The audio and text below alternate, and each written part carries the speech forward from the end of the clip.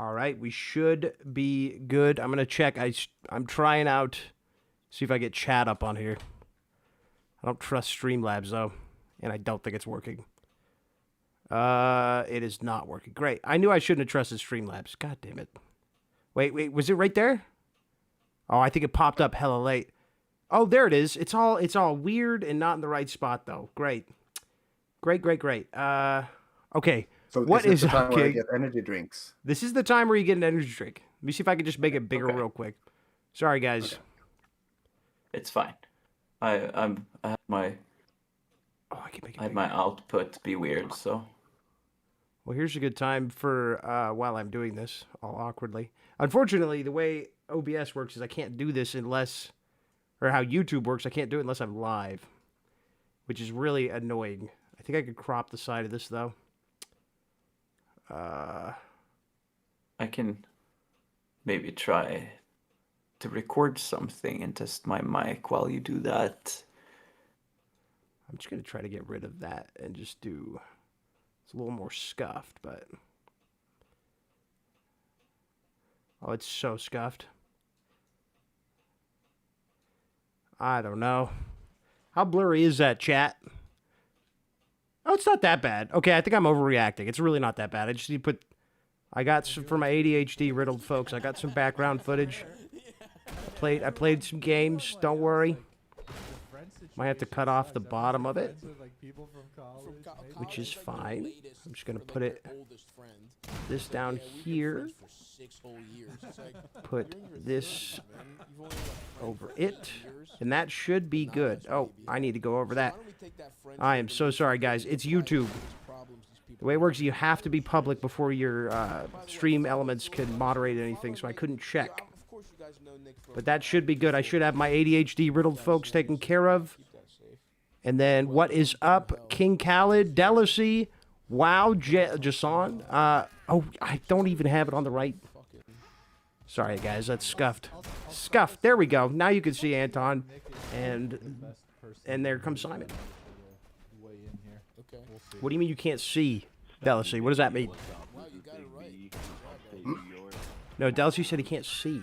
What do you mean you can't see? I'm more of just friends with your content. What does that even mean? Oh, you don't love it. You're just friends with it. All right. Well, let's, how about you guys introduce yourselves? I think we did that the last time too, but.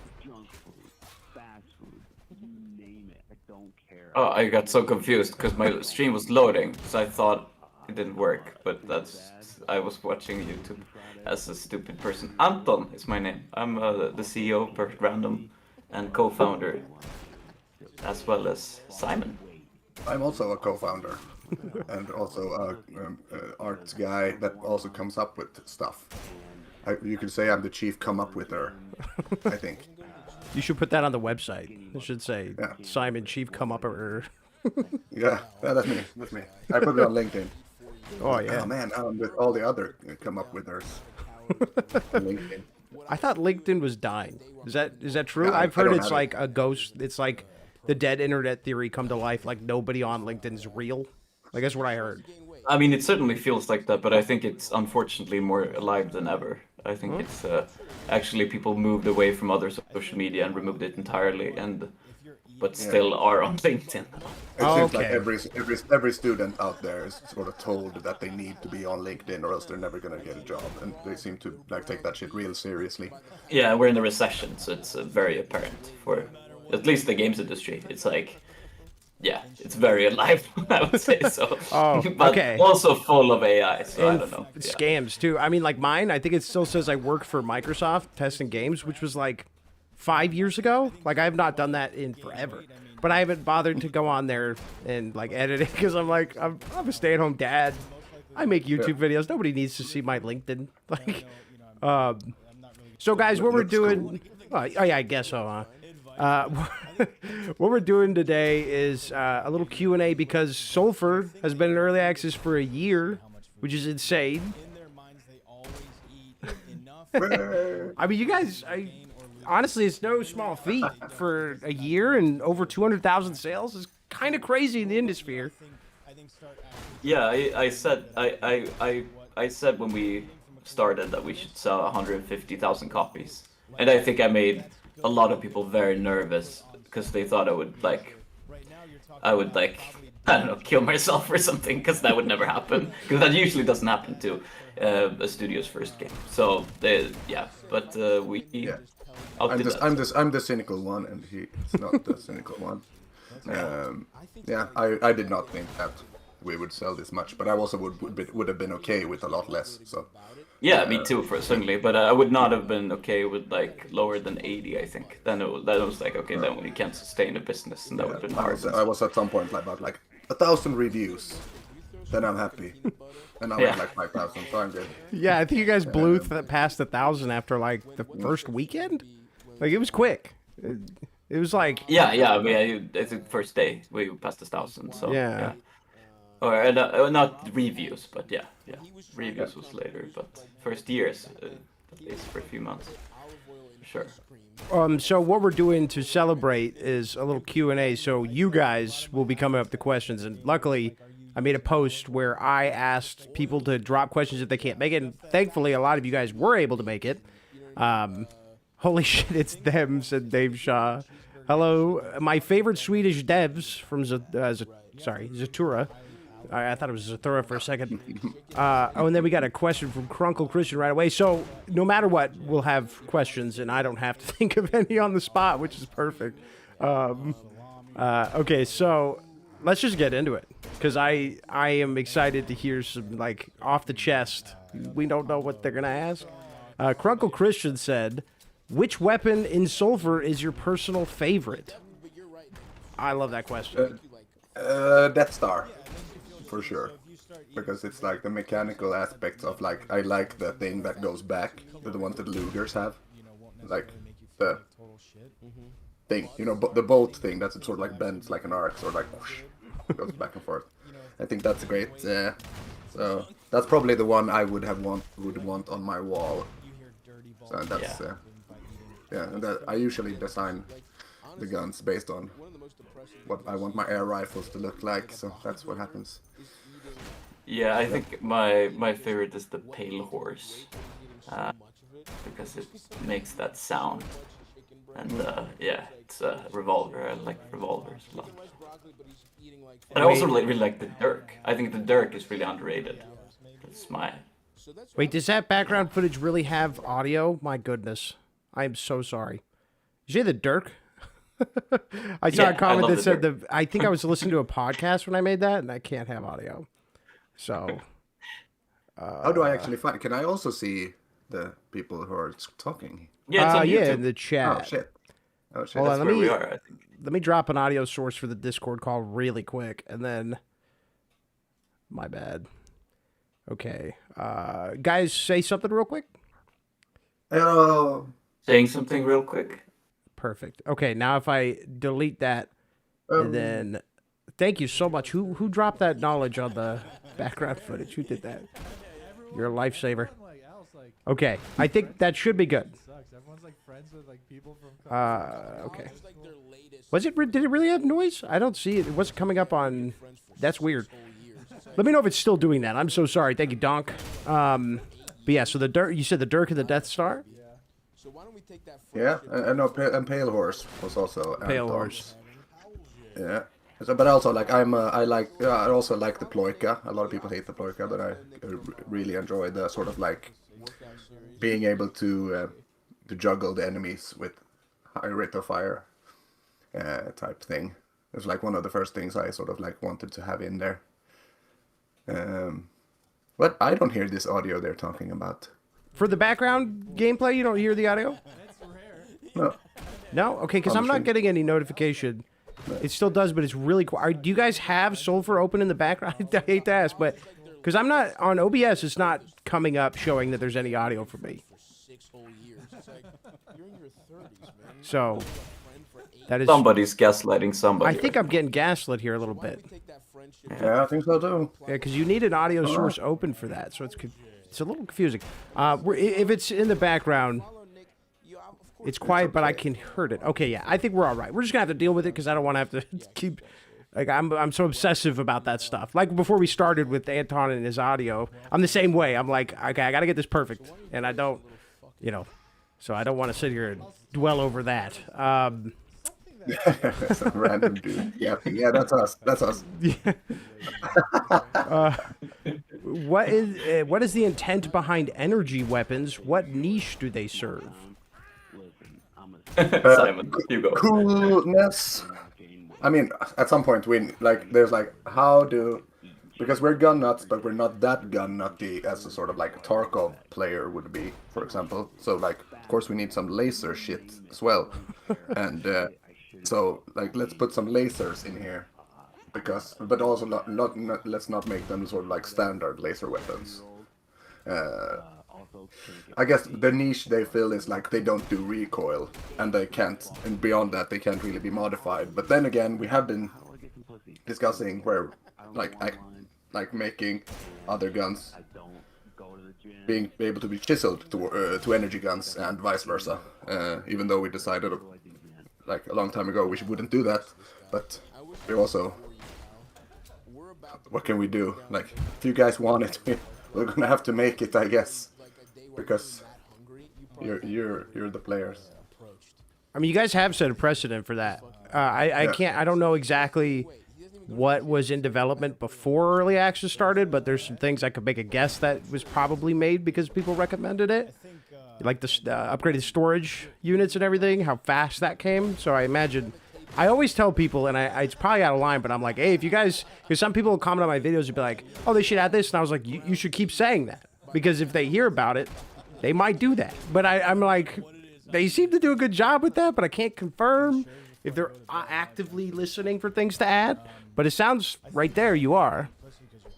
Yeah, I mean, we're definitely like, we're listening to everything, but it's also I think we also discussed it to a point in the last time, but I think it has to do with the priorities aspect of things. Like, a lot of times people ask for things, but they're not in the development, so they don't know about what we're trying to make for a certain date or stuff like this. So they wonder like, why this would be an easy addition, so why isn't it in now or tomorrow or whatever? But in reality, it's like there's like so many things that we also want in the game that we sort of need to push back because there's other things we have to do to move forward. And a lot of times, I would say almost like 70-80% of suggestions is stuff that we already either want in the game or has been or we have sort of like, it goes against our philosophy or some shit. So like usually it's there's a. I mean, it's hard for people to imagine, but we've been spending our like entire waking days for maybe 4 years thinking about Sulfur and how to make the game as good as possible with our limited resources. So it's like it's always like, of course, like for example the storage thing, we wouldn't have prioritized that and pivoted to do that as early as we did without all that feedback, certainly. But as we said when we were interviewed by Steam about early access and what we focus on and why and our philosophy and such, and it definitely is a balancing act, because we don't want to, like, we would, if we tried to live up to people's like wants and dreams for the game, we would make probably ourselves very disappointed because it would take such a long time to get done, and we would make probably more other gamers disappointed, you know. So it's always a matter of what we can do with a small team with a limited time and stuff. So yeah, that makes sense. I mean, that's something that people can overlook with indie games is you don't have Jeff Bezos with his heavy wallet trying to, you know, do everything you can. You have to do what you can do. So, and I think you guys have done a great job. A lot of games, they'll go a year without an update, and then people will be like, why did I spend $15-20 for this game, you know? So, and you guys can't say that. I think most of the time you guys get them out every month. Is okay, I'm gonna break away from the question. Is that intentional? Do you guys try to aim for every month? Ish, like every 1.5 ish. I mean, we try to make an update strategically when we can be on different sales and stuff, so like we can maximize all the messaging about the game. Because I mean, if we have if we have a few 100,000 wish lists, all those people will be prompted when the game is on sale. So if we have a new update at the same time, it's definitely a lot more buzz about the game. So we try to do that. We've not succeeded every time, but most of the times we managed to make an update in time. But it's not like life or death or anything. But we think it's healthy for us to have short kind of milestone deadlines, and also we think it makes like commercial sense that people keep track of the game and talk about it and stuff. So it's a combination of things. Cool. Okay, so now we got one from King Cali 888, he's been here forever. I know this guy. All these people are amazing. Let me just say that. Everybody in this community is so freaking cool. So, are we ever going to get weapons that take new ammo types like 45, 10 gauge, 20 millimeter? Maybe even have some very rare legendary weapons in the future? Yes. No, I don't like. One of the reasons we haven't added like more calibers and stuff is that we sort of like the calibers we do have now are sort of like arbitrary. Like they don't really make any sense in a logical standpoint. They're basically just like tier 1, tier 2, and tier 3 and tier 4, and usually like the 9mm one means that the gun will be like doing low damage or high fire rate and fast movement speed, etc., and then sort of like scale up towards like more cumbersome and slightly less shit in some regards and do a lot more damage. Like, but then again, we're not like the best fucking game designers in the universe. So technically, like when we make a gun like what's it called? The P90 mag one, the Ferryman. That's just like extremely OP. And it's like, yeah, then like we have to balance that by giving it the expensive ammo type. So there's like people's dreams about having some sort of logic to be like, yeah, let's have 45 ACP and like other ammo types that sort of like if you have a dream ammo type that you want us to have in the game and it is even remotely similar to what the one that we have, it's never gonna happen. Let's put it that way. Because well, if we're gonna add one, it will be because it needs to serve a larger purpose rather than just being in the game as a sort of balancy thing. Because then technically we would have to remake all the models or add all of those to all the other guns.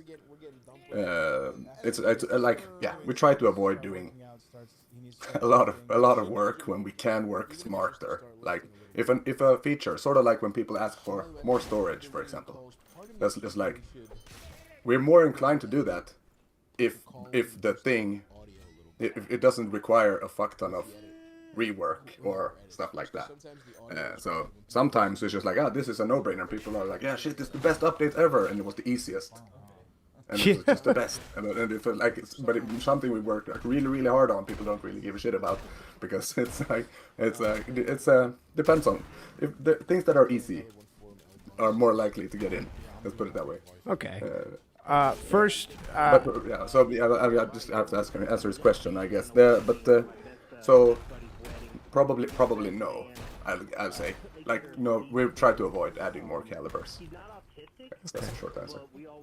Hey, thank you, Anton, so much for the 50 knock, and I will. I won't be able to answer that question myself. You know, it's kind of fun because it's Norwegian, so it's Norwegian kronor. That's 50 Norwegian kronor is the richest country in the world, so that's probably like $1 million or something. Gratulerar på dagen. He says congratulations on your big day, and heartfully for the best game. Something. What's the plan for the next project? Oh, do you guys have? I remember reading from one of you that you wanted a 10-year cycle similar to Dead Cells. Is there plans for another Perfect Random game? Yeah. There is? Yeah. Yes, I mean let's put it this way. Like when I say like we want to have a 10-year dev cycle because like it would be nice if the game would be successful enough to support that, and if it is, then we will support that. But then probably like hopefully we would be able to start making another game in parallel. So that's the dream. I mean, I think Sorry, go ahead. Oh, I was just saying, I think we'd all agree that you guys should make more games together. I mean, it's a cohesive experience making an indie game, and when even 20 people love it as much to play 500 hours in a year, I think that means you guys have something, and you can't let go of that. Yeah, no, it makes sense both financially, and none of us are like bored of it. So like, there's no sort of like idea of moving on to the next project. A lot of times when a game gets like not enough traction, like the instant thing to do is sort of like start thinking about a new project, because otherwise you're it's like you're gonna go to and to feed your family and stuff. Yeah, you have to feed your family and shit, so you need to do something. And we're like, and technically we don't need to do anything but do Sulfur. But also at some point we'd like to make a game where like, well, Sulfur is sort of like slowly trickling down in popularity. We'd like to make a new thing that sort of like will match it, so we can sort of like retain our lifestyles, our lavish lifestyles. Yeah, absolutely crazy. Look at all the games I buy and look at the guns Simon buys. Yeah, it's crazy. Exactly. And that giant cardboard box of Pokemon cards that I remember you having. Yeah, exactly. Those are opened now. So hey, myself and all the other man children agree that is the right way to spend that money.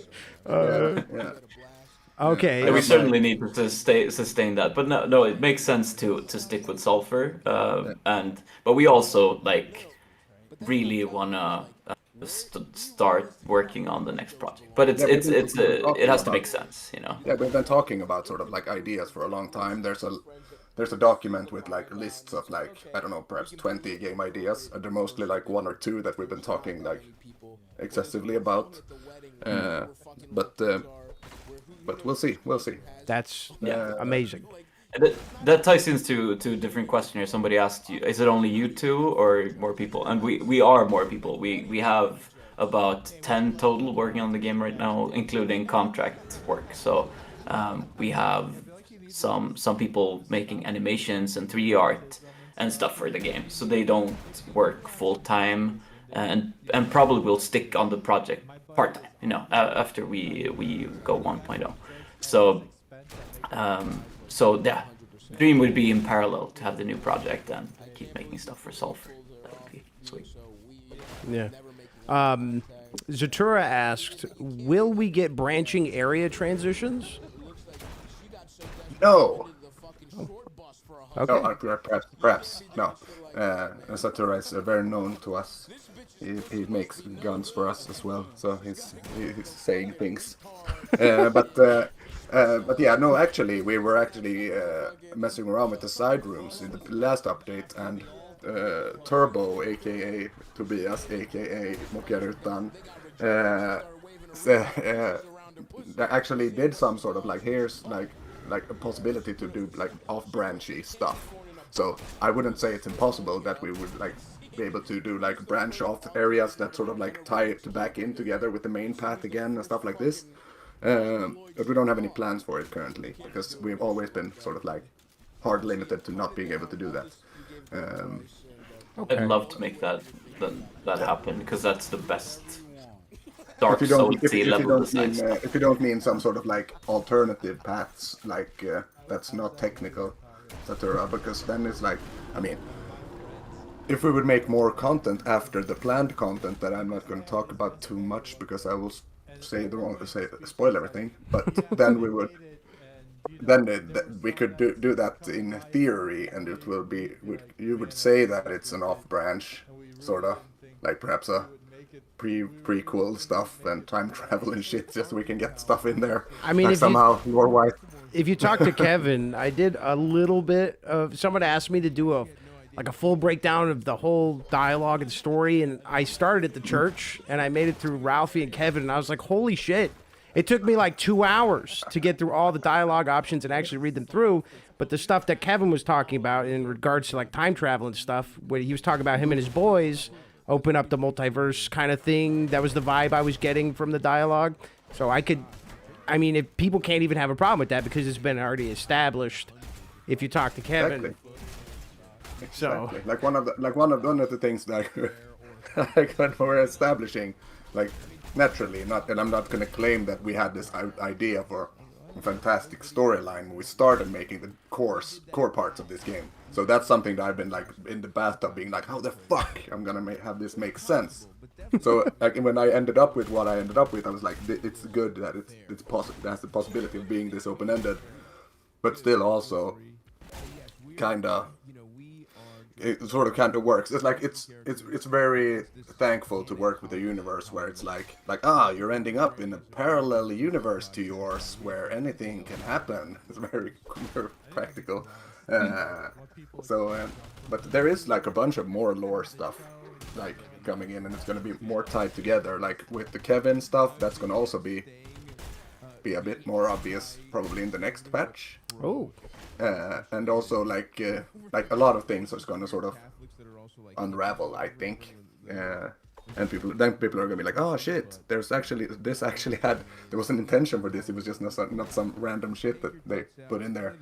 Because I tried to make the storylines not just gibberish. Like they actually, like there's very few plot holes as far as I know. If you find any, tell me.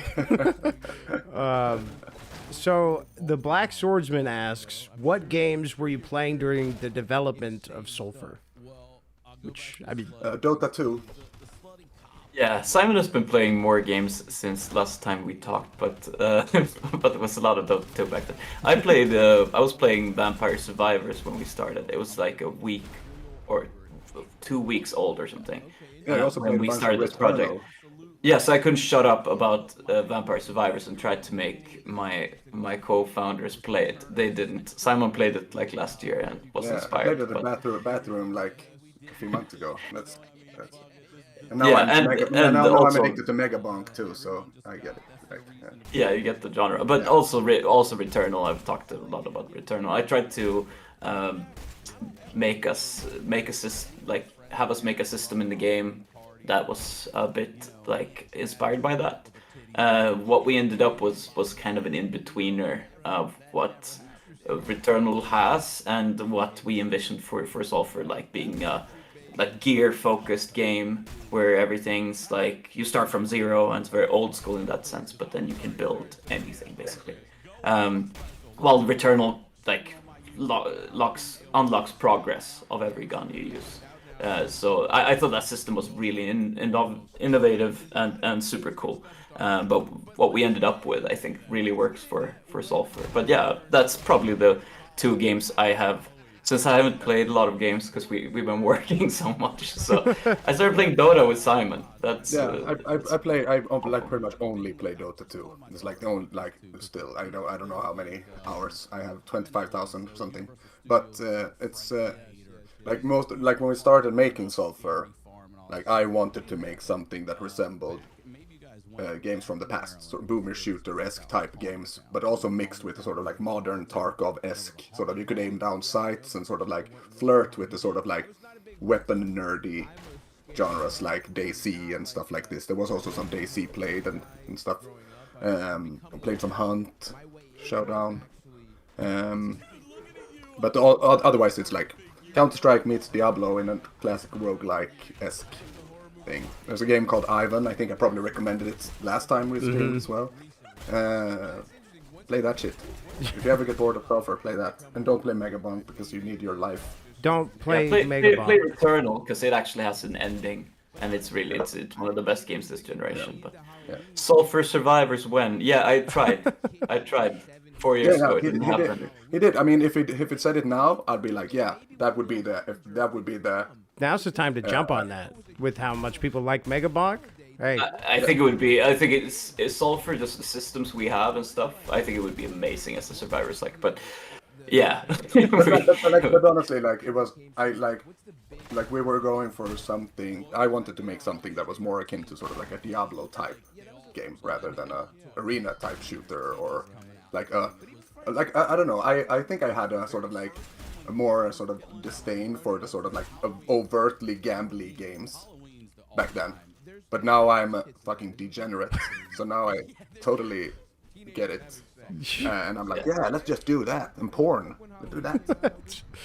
Hey, I was So gonna basically, say, there was a lot of like resentment towards Vampire Survivors within the game developer community for a long time because of that. But just I was like, it tickles your brains. Try it. It's not that bad. It's like a drafting game that's and a shmup. It's not. It's a casual arcade game. Don't Yeah. hate it. But I actually didn't. I actually didn't get into Vampire Survivors until I tried Risk of Rain 2 with my son on the PlayStation, because like we need to find something we can play co-op. Like, okay, people have been talking about this shit. They say that it's good, and then I played that, and I'm like, all right, so this is the type of thing that they're doing. This is this is how they get people to play, so it's unreal how addictive that is. Like, Yeah. I'm glad I played Mega Bonk, but I hate that I'm like, I can get a higher score than that. If I toggle one tome, I go back in, I get 100,000 more, and I'm top 5. Like, it sucks. I hate it. yeah. It's so Yeah, and also like when you see people that are like, oh shit, YouTubers that are playing it, and they're like 40, like, yeah, I I restarted the game for 45 minutes until I got this as my first set of items and power-ups, and then you play, and then it's like 20 minutes in, if you haven't gotten this, then you restart again. So you play like for 3 hours and you never go anywhere, you never complete a run, you just like try to get the best run possible, and you play for several fucking hours. So do it with sulfur. That's what we need with sulfur. Yeah. Yeah, you fools. Okay, what else? I think I saw one. Okay. So this is actually kind of poignant. It says Donk Quad said, once you guys go to 1.0 and have all the endless mode and multiplayer, what is your next step? Improving areas or making more guns, etc.? Do you want to say it? No, I don't want to announce it, but we have some plans. We have some lore. If you read the story of the game, there are some hints, and you're like, what the fuck are they talking about? That's a thing we might do next. Yeah. I mean, we'll like, let's put it like, we're probably just gonna add more, like, we're gonna probably just keep doing the same shit. more of the same shit, like with just like different, Hopefully, yeah. With the, like different themes, new enemies, new everything.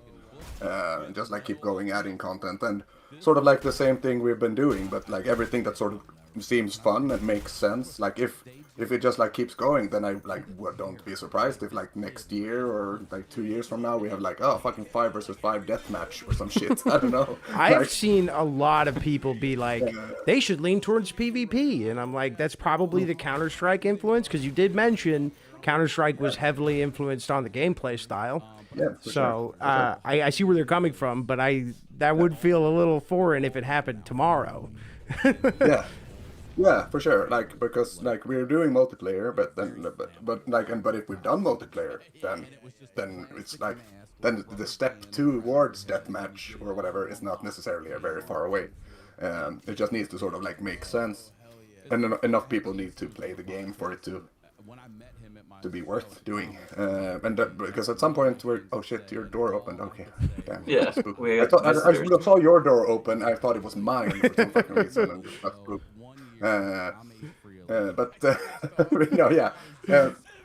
We're up for pretty much anything that's cool. Like, you should just listen to our brainstorming session. It's just crazy. It's a lot more crazy probably than you think. And I would love to be a fly on the wall for that.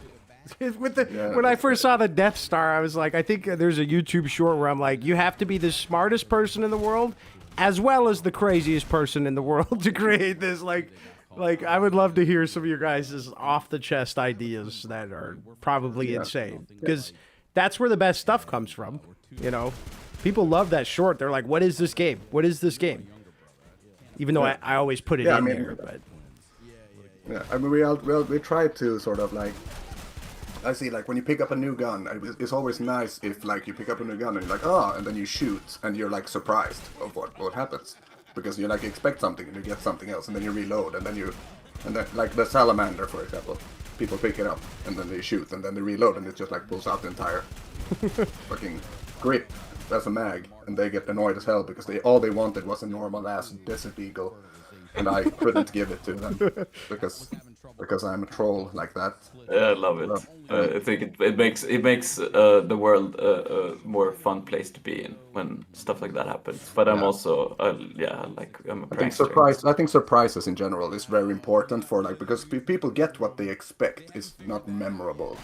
Like you just like slides through like all the like AAA titles that or like companies that want to make AAA games, and they sort of just look at other AAA games and they're just like it's the same type protagonist, it's the same type story, same type graphics. Then it's just like it disappears in a mush of shit that looks like everything looks the same. Or you just see it on Steam and you're like, I already played this. And you don't even register it, you just pass through. So something's got to give. Yeah, no. And you are right, like, because when people talk about Battlefield and how much they love Battlefield, they don't talk about, like, the fights there. They talk about, oh, did you use the little baby gun? Or the reload where the bullets magically fly out of the gun and go... It's the little things like that, like you said, that separate you and make it more interesting. People might want the normal Desert Eagle, but you really don't. You don't.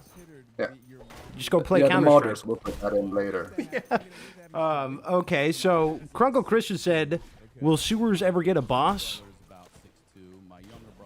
I mean, I always wanted a boss for every area or every environment, but so that would be cool. I'm a very old school console type gamer, and I like bosses a lot, so I would be open to it.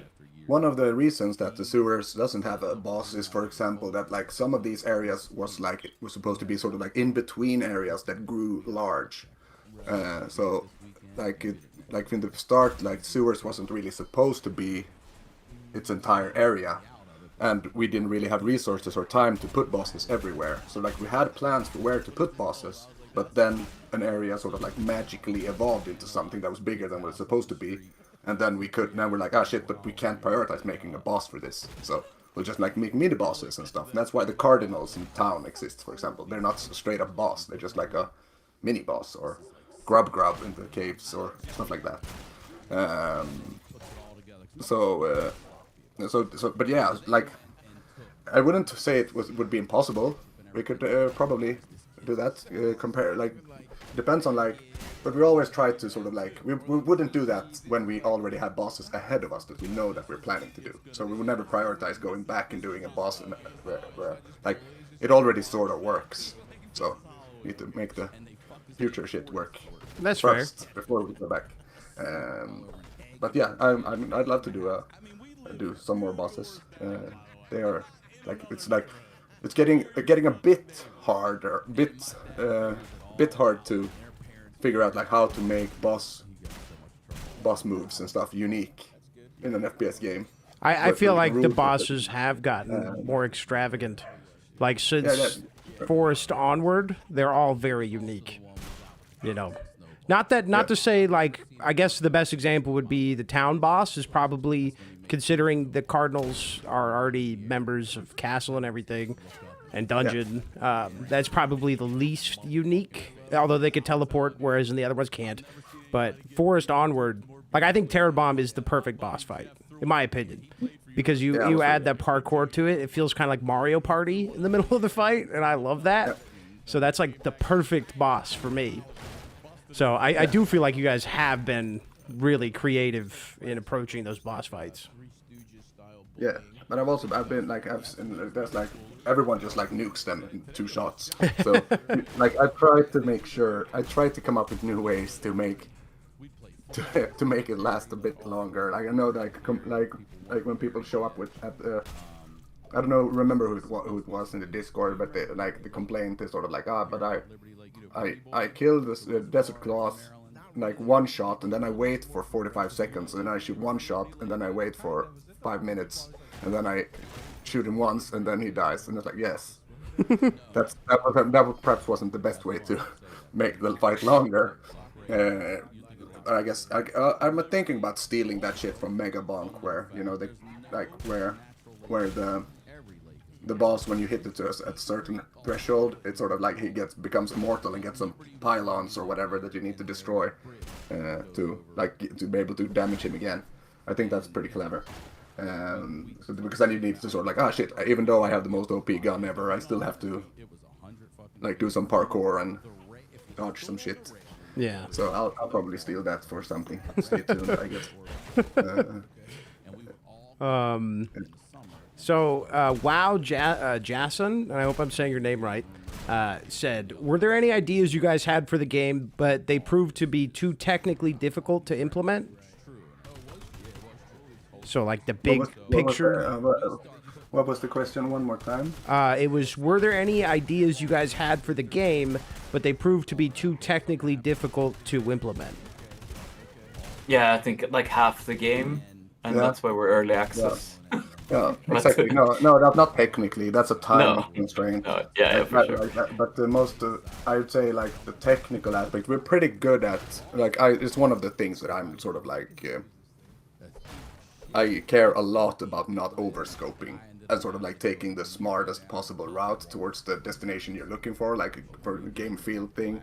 So there's not a lot. Like sometimes, like a lot of times these days, now that we're more people have to tell me that don't worry about it. Like this won't. We will be able to make a function or a system like that. And I'm like, that sounds like it's gonna be rough. No one's gonna want to make that, and then sort of plan around like making something simpler. But then it's like, no, but we can actually do that. So I don't think there's very many of those things. I mean, we used to have one programmer, and now we have four.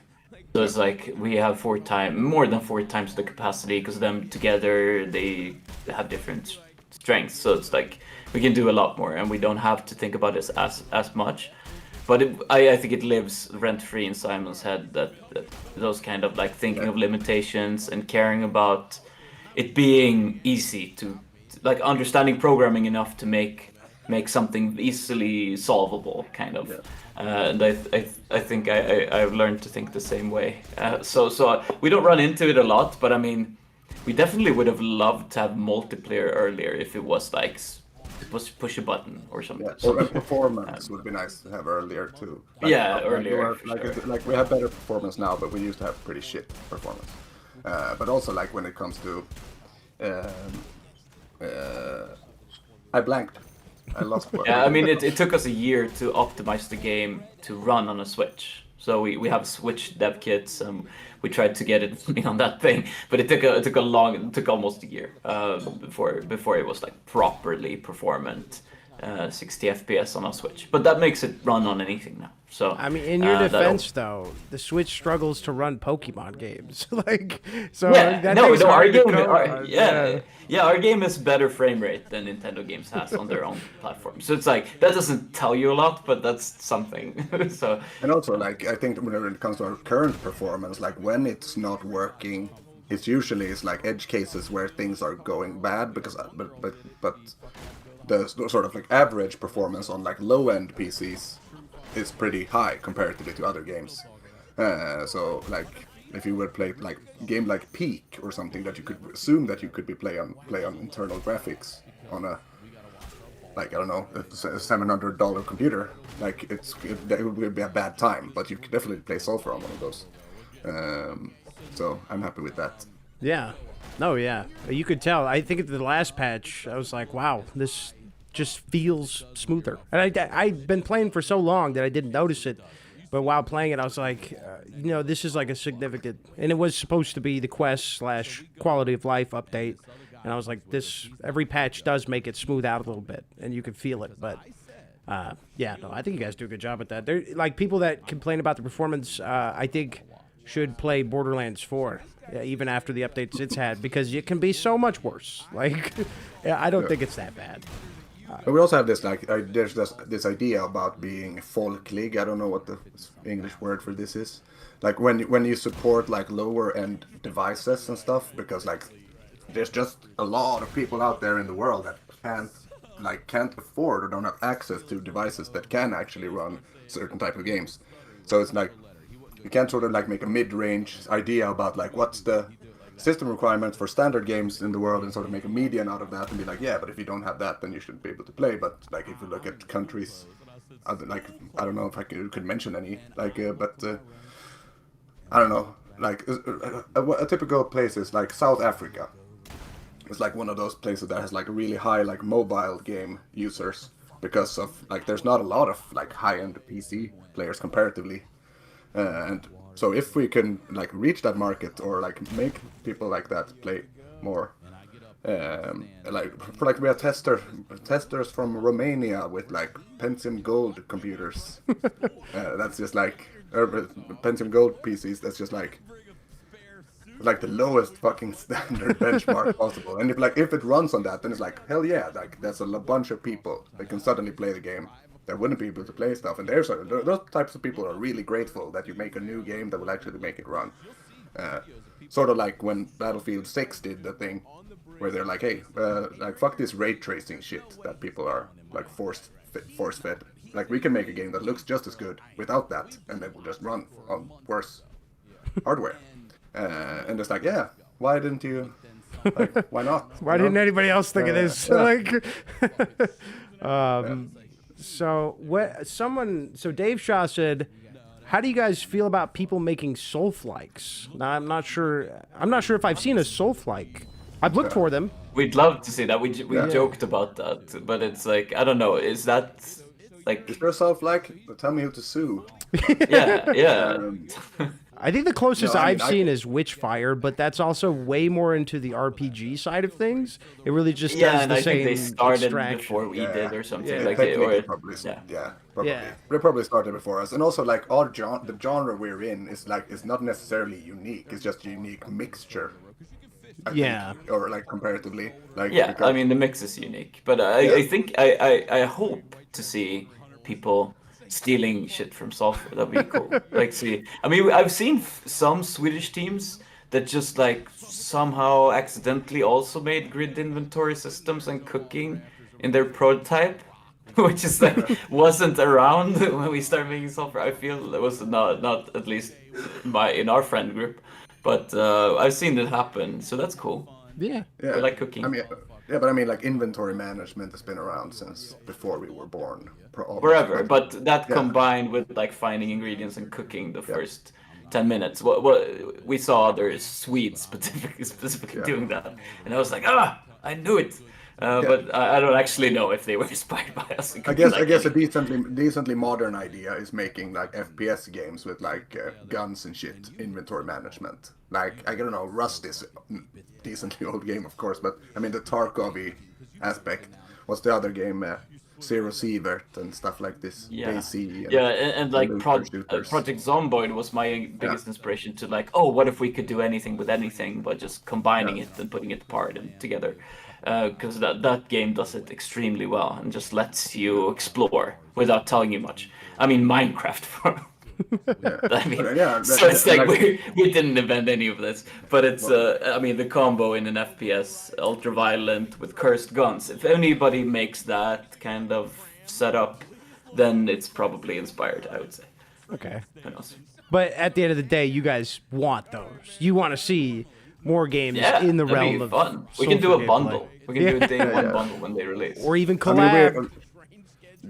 I mean, like, and if it comes to those things, like, that's just a sign that you did it or something. You made it more. Like, there's a lot of like ideas about sort of like people copying each other and shit, or like download pirating, or like playing the game without paying for it, or doing this or doing that, and like that will hurt developers. But in reality, the more people actually give a shit or engage with what you do, it doesn't really matter how they do it. It's as long as they do it, because then we'll just take that and sort of like mold it into some sort of income for ourselves. It's gonna be great.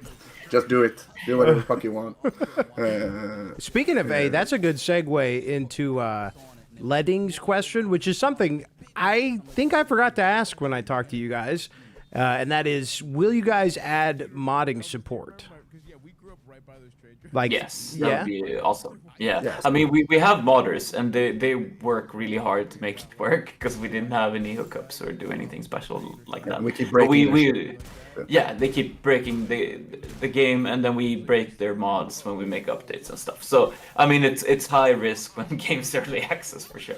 But we would love to make that official when we have time for it. So we don't have it in the roadmap or anything, but we certainly want that. Sure. Yeah, and we have people internally. Like I'm not like I was heavily into Half-Life 1, Half-Life 2 mods, and also Quake mods and stuff like this, and played a bunch of that. I did that exclusively pretty much when I was a teenager.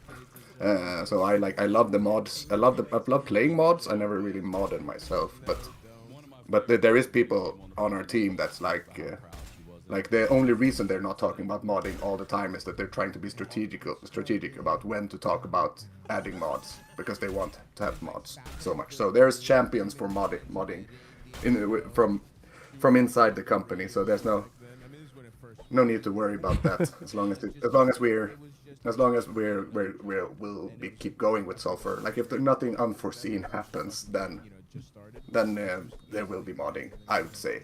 Awesome. Yeah.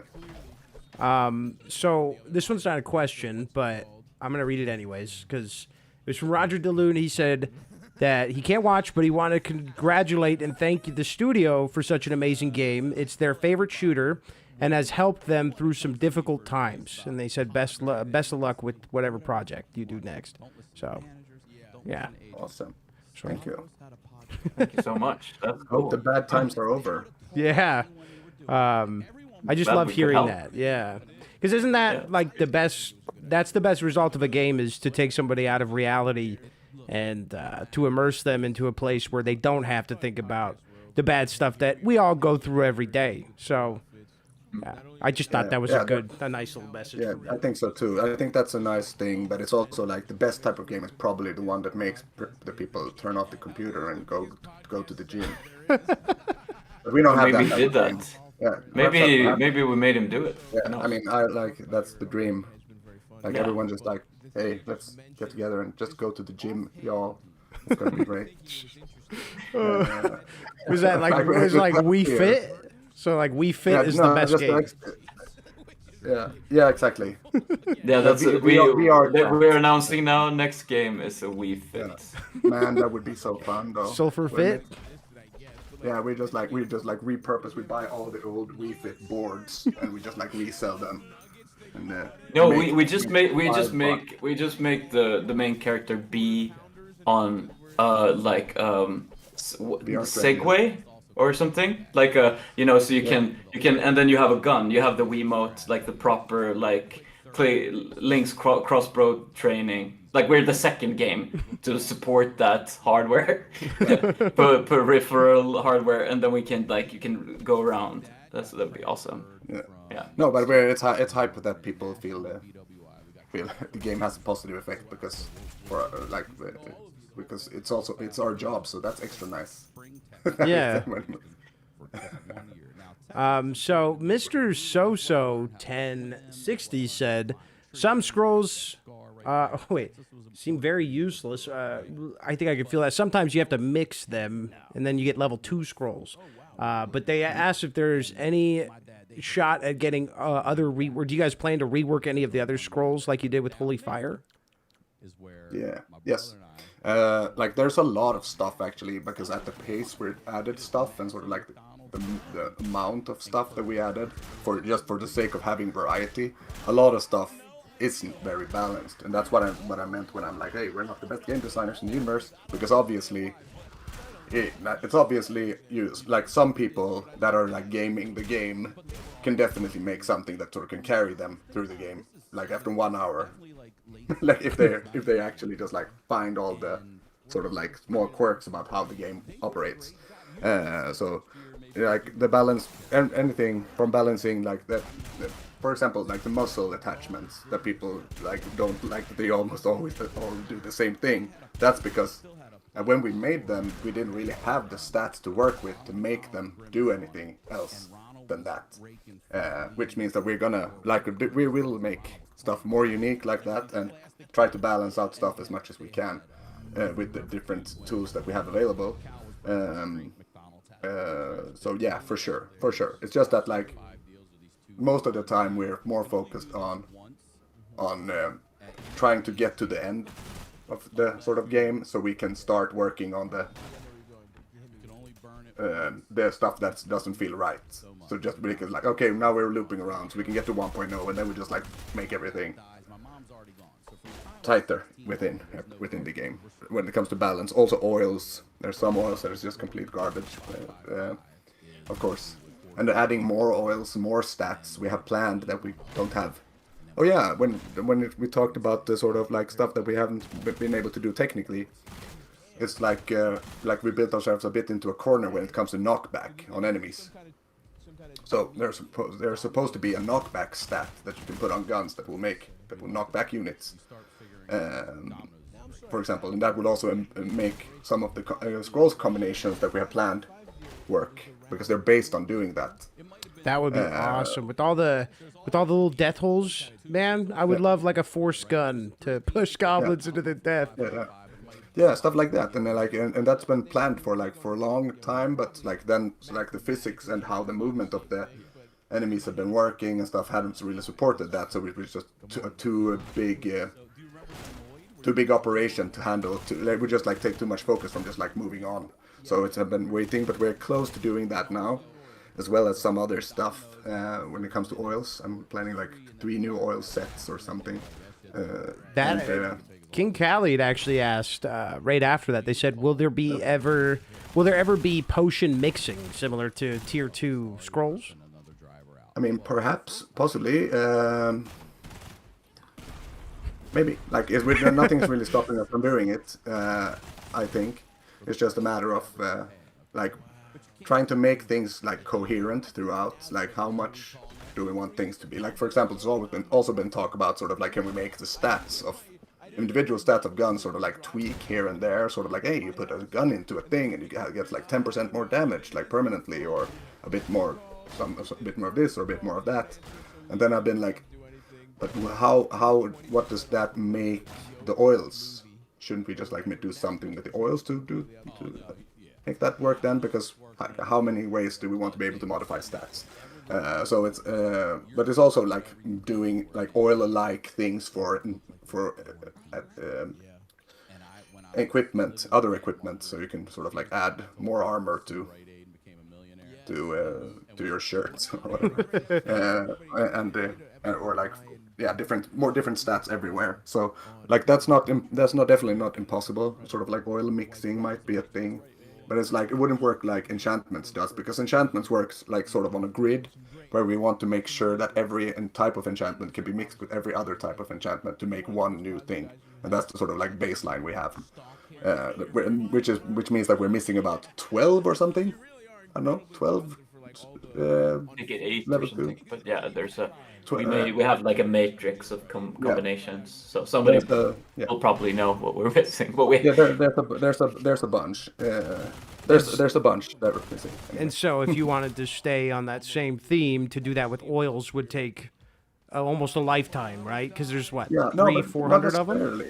Yeah, but not necessarily, because enchantments specifically are usually unique game mechanics. That we don't really, that's why the grid is like this. I think, or else we could be combine these 4, and they will add all the different properties and lightning and lightning balls or what the fuck, all that shit. But that doesn't really work because they are very unique. One does explosion bullets and one does. Oh, okay. Yeah, so that's why they are we're limited to a combination of 2. But when it comes to oils, that's just a stat. Yeah. So technically, we could probably easily tomorrow make an oil station that would take the stats of 2 and make them into 1. That would be a thing that would be possible. That's not a technical hindrance. That's okay. That's how would we do that, or and how would we make that not totally OP? If people would just be able to mix all the damage ones. I think Simon, he might have been referring to that we have 400 oils, and if you're supposed to combine all of them. Combine all of them. Isn't that what we're talking about? No, I think he meaning if you have a satiety oil and a damage oil, then you could make a satiety damage oil. Right. By mixing them together. That's what I imagine the question was, right? Mixing and oil potion mixing. Yeah, that must be what King Khalid 888 means. Yeah. Right? King Yeah, Khalid. so that would be 400 art pieces more. And then the art is not figuring. So it's not impossible. Yeah. It's definitely possible, but also it could not look like a confirmed. random. Yeah, it could look like a random mix. bottle, like the unknown bottle or something. But That's true. we haven't planned. We haven't planned on this, but it's definitely not impossible. Like, keep buying the game. We'll do it eventually. Keep buying the game. All of these people already bought the game. Yeah. So we gotta buy it Gift it twice. to your Buy the game friends more. Buy the game some more.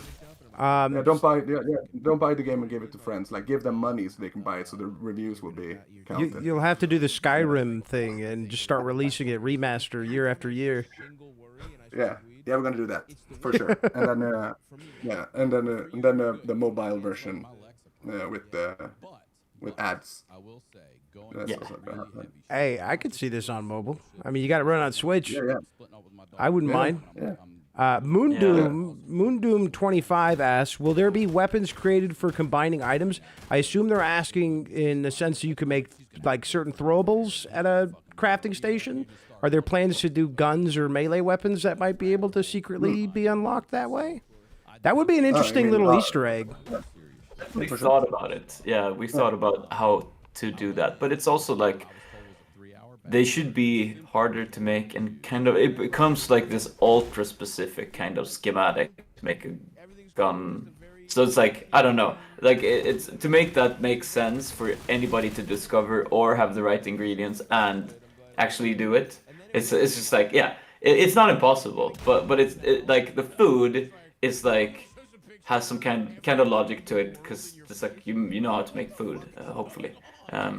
Like porridge is water and oats or something like that. But how to make a mossman is like, it could just be random stuff, but then it's random. It's hard for people to remember how they're made, and yeah, I don't know. You could I always. mean, we could technically do like here, so like gun part 1, gun part 2, gun part 3, and gun part 4. And if you add them into a box, then it's just like they make a random gun or some shit. We can like, there's ways to do it in different. We can definitely do it in different scales. You could even do it like COD Zombies. You know how they have the little Easter eggs that people work all year to figure out? You could squeak one of those into an update where you randomly put these 4 weird items, and then there's an Easter egg gun that the player base would have to figure out. That I'm not saying to start sneaking secret shit in, but that'd be pretty cool.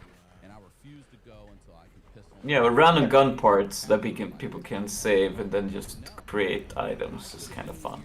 But yeah, some games do that and then combine it with Sulf, and then you have something. That could be. Yeah, I mean, it's definitely a possibility. At some point, we're gonna run out of ideas, and we're gonna have to make that one too. So, like, that's probably like that's how we're rolling right now. Like, we're just like, let's add everything until someone complains. So that means that does finally confirm that fishing is coming, then, right? If you're adding everything. I mean, fishing is probably more likely than gun crafting System. Yeah. Well, I'd love to hear that. Everybody wants fishing for just some because- reason. just because I've been it's wanting more- it since day one. Like, I just think it would be more fun to like draw a bunch of fish. Yeah. If you do fishing, you got to go all out. You got to have like the fishing, their length and weight, maybe it's like a leaderboard. I think it would be cool if you special voice for every fish. I think it would be fun if you throw down your lure and then you're like, and it's a Pokemon fight, and then we added like a whole like universe of monsters that you can train, and everybody's like, why did you do this? No. Everyone would love that. Look, I'll talk to everybody, Yeah, I convince think so them. That's awesome. Yeah.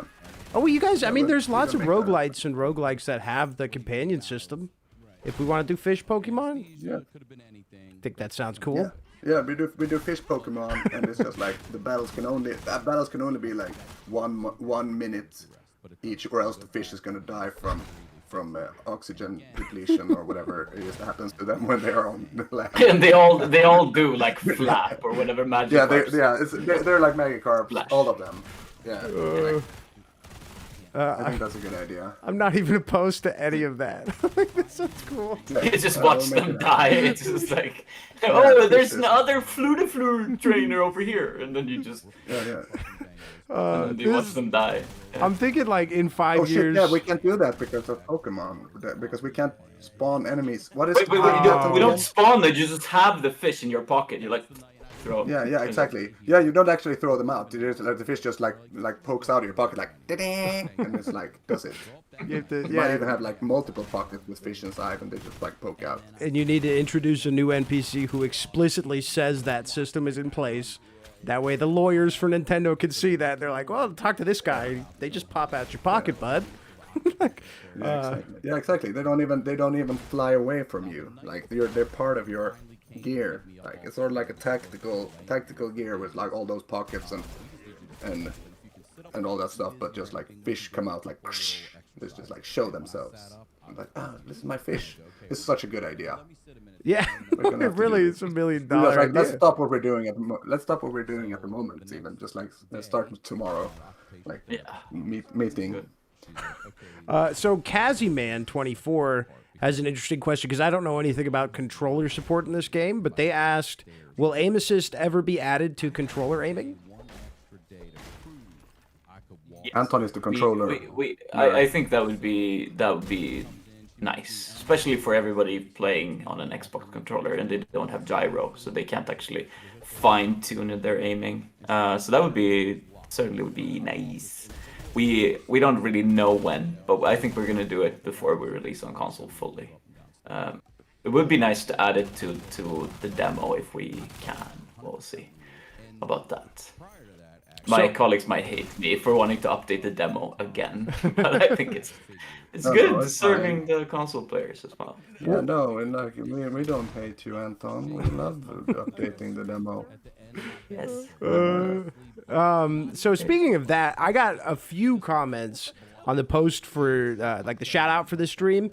A few, more than one, that asked, "Is there any information at all on the console release date?"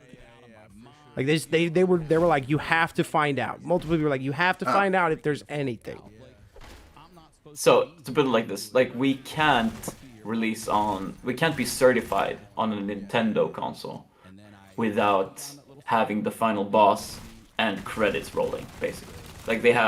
Like we agreed to terms, and even though our demo is certified on Switch, we can't release the actual demo. We have to wait for the full game to be certified. So we need to have the final boss and credits rolling before we can actually start a certification process with PlayStation, Nintendo, Xbox, for it to make sense, you know. Okay. So yeah, when we have that, we will start work. But is that Anton? Well, Simon, we still have some optimization to do in later areas, and still some unknowns, because we haven't really opened that Pandora's box yet. Yeah, I'm gonna have to spend a lot of time in the newer areas for the performance. Yeah, Simon has to like re-export art pieces because Switch is like, too much art, too many whatever. Like the Switch has possibility that it has like 4 gigs of RAM, and like one of the things that we have been doing to optimize has been to swap all the sprites of the game, the rasterized sprites, like the pixel art, pretty much the high resolution pixel art, to vector art meshes, where that's actually just like flat 3D objects. So we've been like painstakingly swapping those out everywhere where we had put them before. That's pretty much replacing fucking every object in the game. By hand. So we've been doing that that's done for the caves, but it's not necessarily done for all the other areas. So that's gonna be I'm gonna lose some more hair over that. That's gonna happen. For a couple of areas, and then I think it's better. Yeah. You know, from the start. Yeah. Yeah, it's gonna happen. It's gonna happen. It's just I just hope that we will go beyond the last area and sort of like complete the sort of like, hey, here's the credits, and then we can be like, okay, let's deep dive into fixing all this stuff, because now we can actually be 1.0 and stop doing all of these updates that you love so much. Just kidding. We're gonna do that more. All right. Anton asked, do you use Forgotten Weapons channel for your gun references? Have you guys heard of, I assume that's a YouTube channel, Forgotten Weapons? Is that somewhere you guys use for inspiration? No, not necessarily. We think it's funny. It was funny to look at for a while ago because we really enjoyed that. And also, there was one segment. We've been part of one segment when we did the hot dogs, horseshoes, and hand grenades collab. That was part. Those guns were part of it a little. I think like we really wanted Forgotten Weapons to do our guns too, but we haven't really gotten a response from him. Yeah, I think he said, "Oh, that game looks cool," and then yeah, exactly. It's like haha, that's cool. But then like we need to like make him do it somehow. Yeah, he's British, right? Does anyone live nearby? And anyway. Yeah, so we know about it. I don't necessarily know that like we were inspired by any of them. I try to sort of like avoid inspiration because I like to pretend that I come up with everything myself, which is not really. Yeah, some gets triggered when we're like, "Oh, look at this, super like, crazy, inspiring." Look at this. How about something like this? And then I'm like, now, like if I make that now, then I'm just gonna feel like I'm stealing. Like, let me just cook or something. So we don't do that anymore. At least I don't. But yeah. But like naturally, like I just pull from some sort of memory that I've seen it somewhere in the past. But generally, I try to. I'm usually actually more inspired by looking at like wonky air rifles than looking at weird weapons from ancient times. I think eventually games are going to be inspired by the wackiness that you guys have put in there. Yeah, exactly. I'm not even glazing right now. There's some like the Neuraxis. I think is unique to a fault. I hate that gun. Like I can't use it unless it's infinite ammo. It's not happening for me. So I think that is the line that you guys crossed where it goes from that gun is way more funny than it is viable unless you do very specific things to it, which I think I would love more games to do that. To just like, not every gun or every item needs to be super OP. Sometimes it's great to have a reaction that's fucking hilarious. It's not a line of dialogue, but to watch my guy put one bullet in at a time, I think gives the game a lot more life. Yeah, I mean that's the thing. Also, like I think when I think about the game and how we design it, I always sort of like imagine a lot of people dying a lot more than they do. Like so that if they die, then they would go, like they would die and then they would start playing and then they would sort of like find something new and they would pretty much be forced to use that. And then they would play and then they would lose all their shit and then they would start over. But we make enemies like guns become so OP so fast, and we give people the tools to win. Which is sometimes it would be nicer if people lost their shit more, so they were forced to use the bad stuff too. So like Well, but so just because for variety. But a lot of people are using like I'm always surprised that there are like so many people having different favorites. So I'm not sure. I'm not totally caught up on chat, and I just want to say real quick so chat understands. I'm sorry I'm not responding to every single message. I'm trying to keep it on topic with the questions for them. So I do see all the nice shit you guys are saying and everything. I love you guys. You guys are amazing, and they have chat open too. So all the moments that you guys have said something nice, we have read it. Usually I read every comment that I can, but I don't want to, I want to have as many questions as we can as possible. But in regards to what you're saying, I'm not sure if anyone's mentioned this yet in the chat or even on the post. For endless mode, is that planned? Because I've had this conversation with people in the community. Is endless mode planned to be its own like standalone life, or do you go from the church with your entire crazy setup and bring it in so you have 100 health potions on you, basically immortal? Like, what's the plan so far? How much can I say, Anton? You can say how much you want. Okay. We're safe here.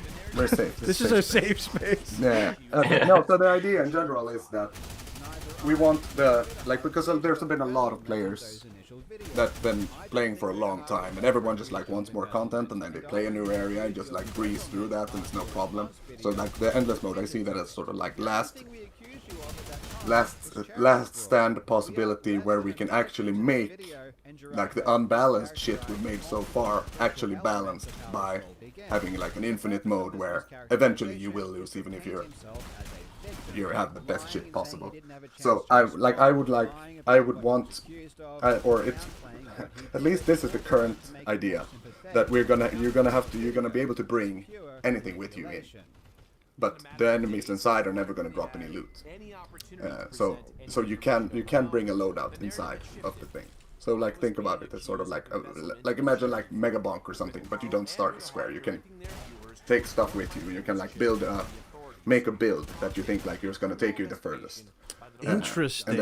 And then you're gonna find stuff while you do it, but it's not gonna be through normal looting, because so it's gonna be like, okay, you're gonna get choices like, will I access my chest, or will I access my like this random ass storage unit, or will I like take some extra ammo, or will I just leave, or will I do this?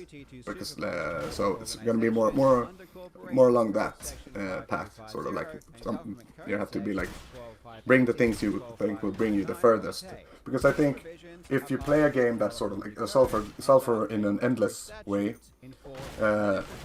and you don't actually just like enemies just don't drop loot in front of you, then you will suddenly notice the downsides of making an OP weapon like that just like costs a fuck ton of durability all the time and stuff like this, because it's gonna break and you might not just have enough, and then you're gonna have to like go back to using a shittier gun that you find somehow in the endless mode. And you know, we're going to be more. We want to make it feel a lot more different than the normal experience.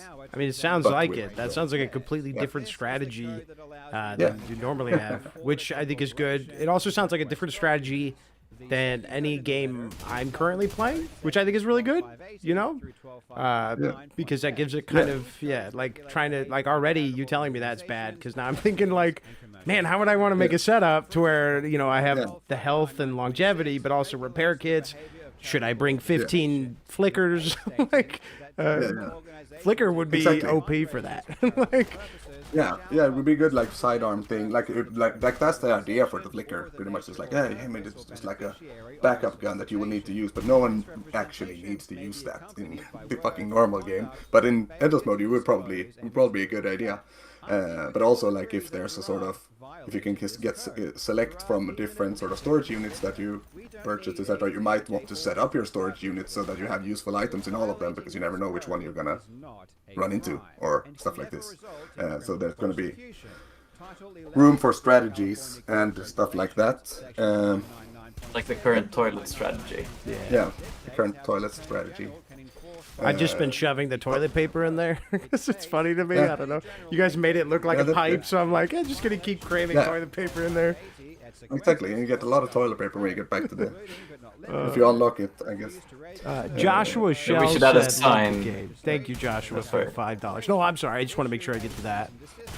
Thank you so much. I always feel bad when somebody gives a donation or something, and I have to say thank you, guys. Whenever you and Anton have both done that, you guys are amazing. Don't have to do any of that. Wait, where the heck were we? Sorry. I saw that and I had to scroll down a bit. Oh, here's a good one. Are there any plans to do more with the amulet? Its presence looms large over the entire game, but right now all you could do with it is escape back to the church, and that's from Lynx. Thank you, Lynx. Yeah, I mean, we definitely talked about that. Like, oh, you could use the charge for other things, and I remember Simon like getting like frustrated with me because I was like expanding on the game with the new features, but we haven't opened that possibility ever since, I think. No, I mean, I think it's gonna be like, yeah, there is gonna be more stuff for the amulet. Like that's all. Oh, okay. That's no, I mean, but there will be a bit more stuff for the amulet. But other than that, like the amulet is sort of like the amulet is like the main reason that the amulet's in there to begin with is to have like a Navi type character that can tell you what the fuck is going on, right? So because like there wasn't really a way to sort of like convey anything, so we're like, okay, we need a guidance type object. It's better than having just a text box pop up and say, now you're in the forest. Like, I get what you're saying. Exactly. but like also like sometimes it probably would be nice to have a text box that says just this is exactly what you're gonna do and no cryptic shit, because people just skip that a lot of times. Like I don't know, like there's probably a good percentage of people that's just like know stuff about the amulet because they played a second round where they actually decided to read, because there's a lot of text and that's my bad, because I got feeling, as you call it in Swedish. What's the English? I got carried away. That's the word. But yeah, no.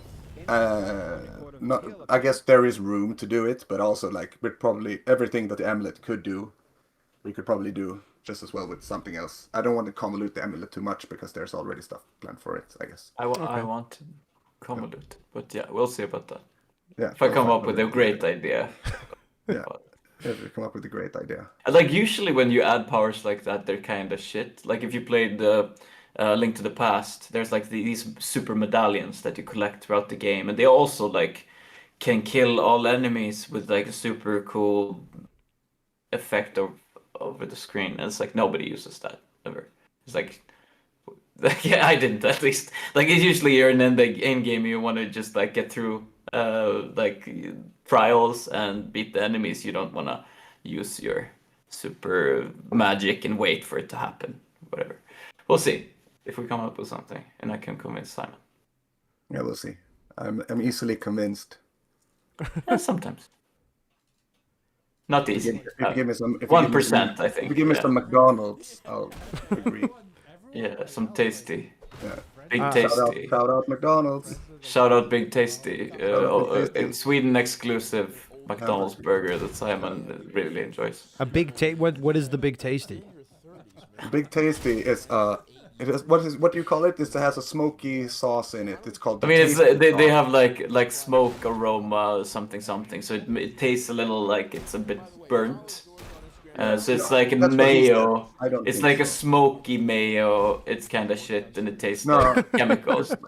Yeah, but it's called the Big Taste. No, yeah, it's called the Tasty sauce, and it exists in sort of like Europe only.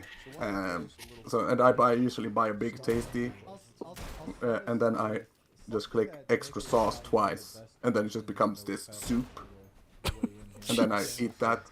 And then I'm like, oh shit, I can't eat any more of this. It's like I'm gonna get a heart attack. And then Anton is like, but you can't leave it. And then he just like eats it from the ground like a dog. Yeah, I finished Simon's food and I hate myself every time afterwards because it's like not good. But I grew up with parents who made you eat all the food. Like look at him like interesting. This is interesting. Yeah. So like he walks away to get napkins or like go to the bathroom. I'm just like I had to finish his plate because he's like, oh, I'm done, and it's like I feel sick now, and then I finish his plate. So that's our dynamic. The thing that made him sick. If Antoine, the Norwegian guy, is still here, I'm curious if you have Big Taste in Norway. It'd be interesting to know. I'm sure if he's here. Yeah, I'm sure if he's here, he'll say something. I believe he usually can't stick around for streams because the time difference. But since we're early in the day, I bet you he's still here. He's a really, really cool guy. So what is this one? HMF Vinny said, have you considered adding boss-specific weapons with exclusive attachments or oils for future or current bosses, kind of like what Borderlands does, but maybe expanded on a bit more? So boss-specific loot drops? I think like it's a sort of like equates to whatever sort of like the golden items or whatever in Diablo does, right? Unique themed weapons, and might happen at some point. Like no plans to it. Yeah, no plans, but it might we're not gonna rule it out. Like the main reason we haven't done any of that yet is because we try to focus on like content that can sort of spread across the entirety of the game. Like we try to avoid doing content that is how to put it, like that was just like a small bang for the buck. Yeah, when we set out to make Sulfur originally, it was like, okay, we were writing things on a whiteboard that basically was like, how can we make a modular game where you can kind of add guns and then add stuff that can be combined so that we get more out of it, kind of, without having to make individual guns. We can just like, how do you modify them in interesting ways and change the gameplay? So we've been trying to make systems like that, but I mean, as Simon said before, if we end up with things to put in the game, we might, you know. Yeah, I mean, like it wouldn't hurt. It's just that it's like, if it's like, oh, this gun only can only be gotten from this boss, or yeah. I mean, there's nothing hindering it, but we don't have plans for it. So we like perhaps. Let's put it that way. Perhaps. I got another kind of gameplay mechanic question from B-Mac the Sage, and they did ask this on the post as well, but they ended up showing up. But I'll ask since I'm here. They said, thoughts on wearable inventory like backpacks, especially with endless mode on the horizon? Yeah, no. I don't hate it, but Simon hates it. Yeah, no. What I said about the endless mode is being where you don't really. It's not really about loot hoarding anymore. It's more like loot spending the shit that you already hoarded.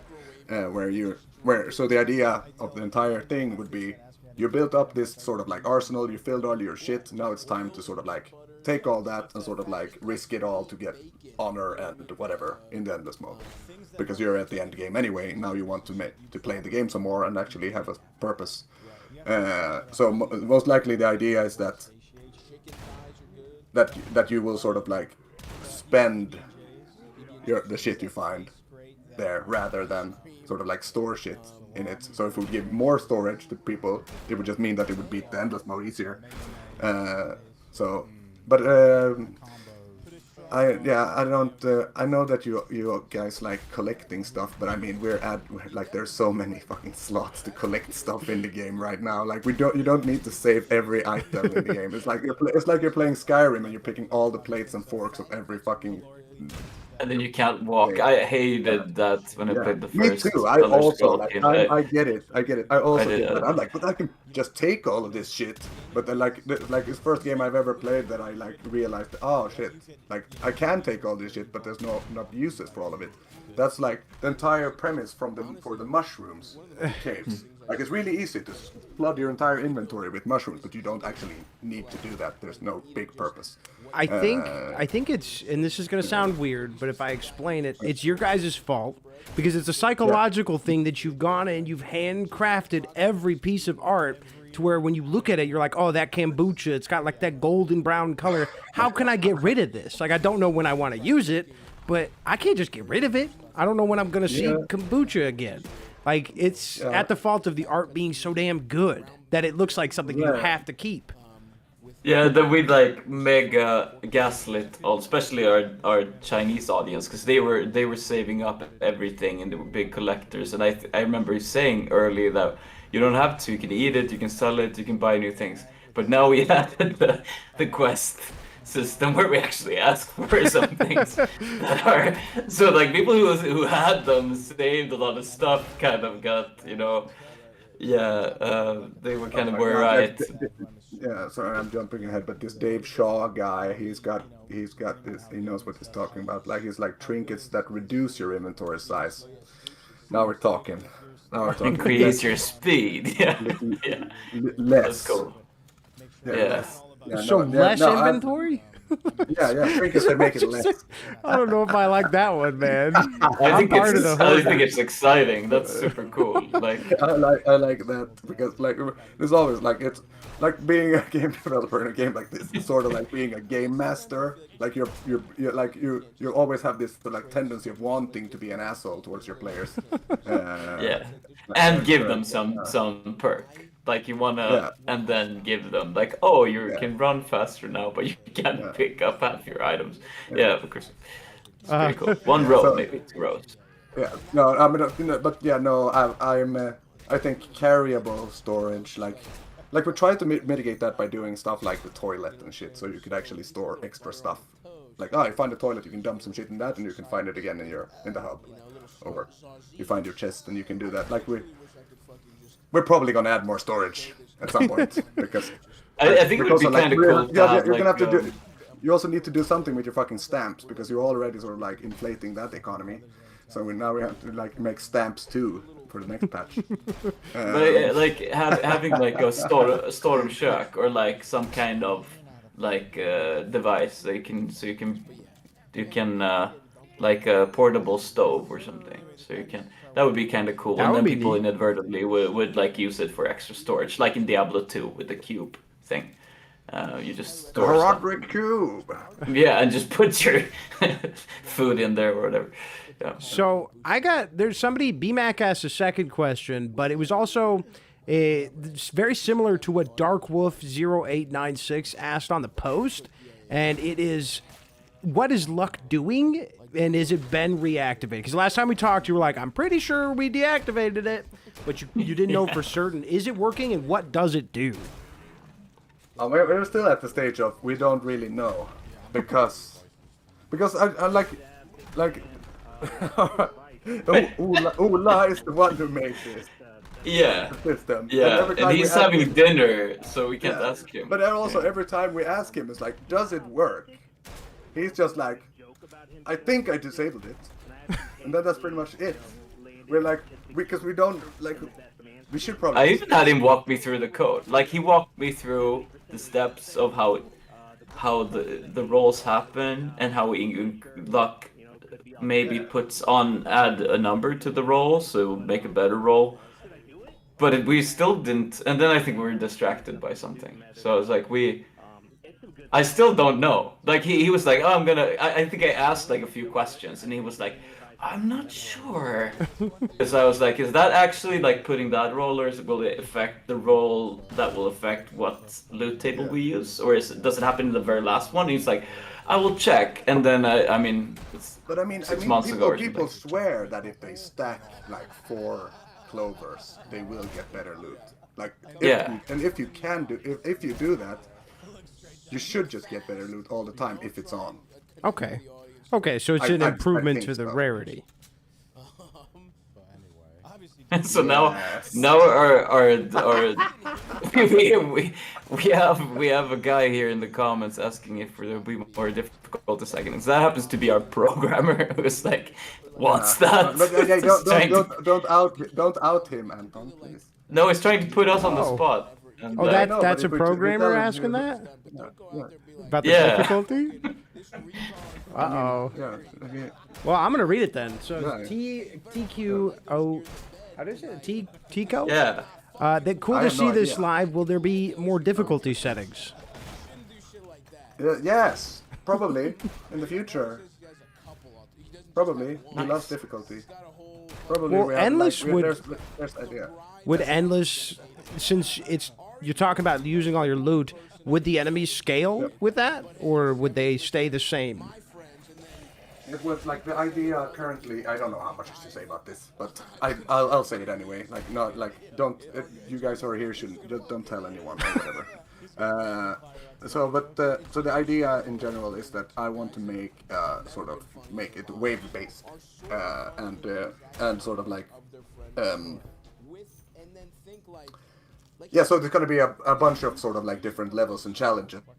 Like a lot of them, up to a point where it then loops over and goes back to the start, and then it becomes like, and then it's get like inflated difficulties properties. Like the enemies are like more enemies spawning, more HP, more enemy speed, and more like harder enemy spawning, and then just like keeps going until it's like pretty much impossible to survive. And then like it goes over and it's like, hey, it's 5 Lucias. What the fuck are you gonna do? And then something like that.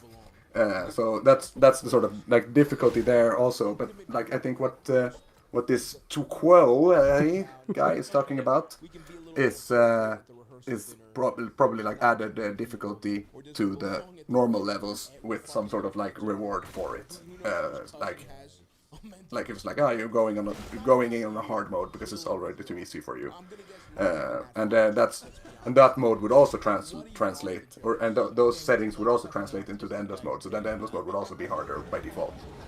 So it's just like imagine play Mega Bonk and you go with difficulty setting, but instead it's or the difficulty tome, but instead of that, instead of just like max everything, it would be we would take some stats and by random and be like the enemies in here are are tougher, and then they would just like have twice the HP, or and then you go next floor, they're just like the enemies are faster and stuff like that. And based on the difficulty and how much you increase the difficulty will increase the reward that you would get from doing certain things. So that's the current plan anyway. Let's see what happens. It's also not planned for like the upcoming patch, but probably the patch after, or something like this. Oh, nice. So Josh Connor asks, as far as multiplayer goes, will your armor be visible? So, you know how you guys have all the office shirt.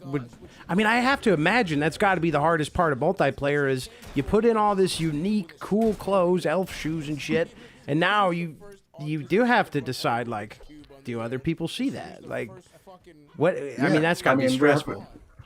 Yeah, I mean, not necessarily. Like we have two paths to do that. Either you see it or you don't, I guess. And if you do, then it's gonna be like it's gonna be a bunch of manual labor of me sort of like having to sort of like take every wearable object and draw it in a couple of angles. But what we do know is that we want to make like the weapons will definitely 100% be seen on. We have a way of doing that. We have an idea already thought out about how the character would be shown and how the weapon would be shown.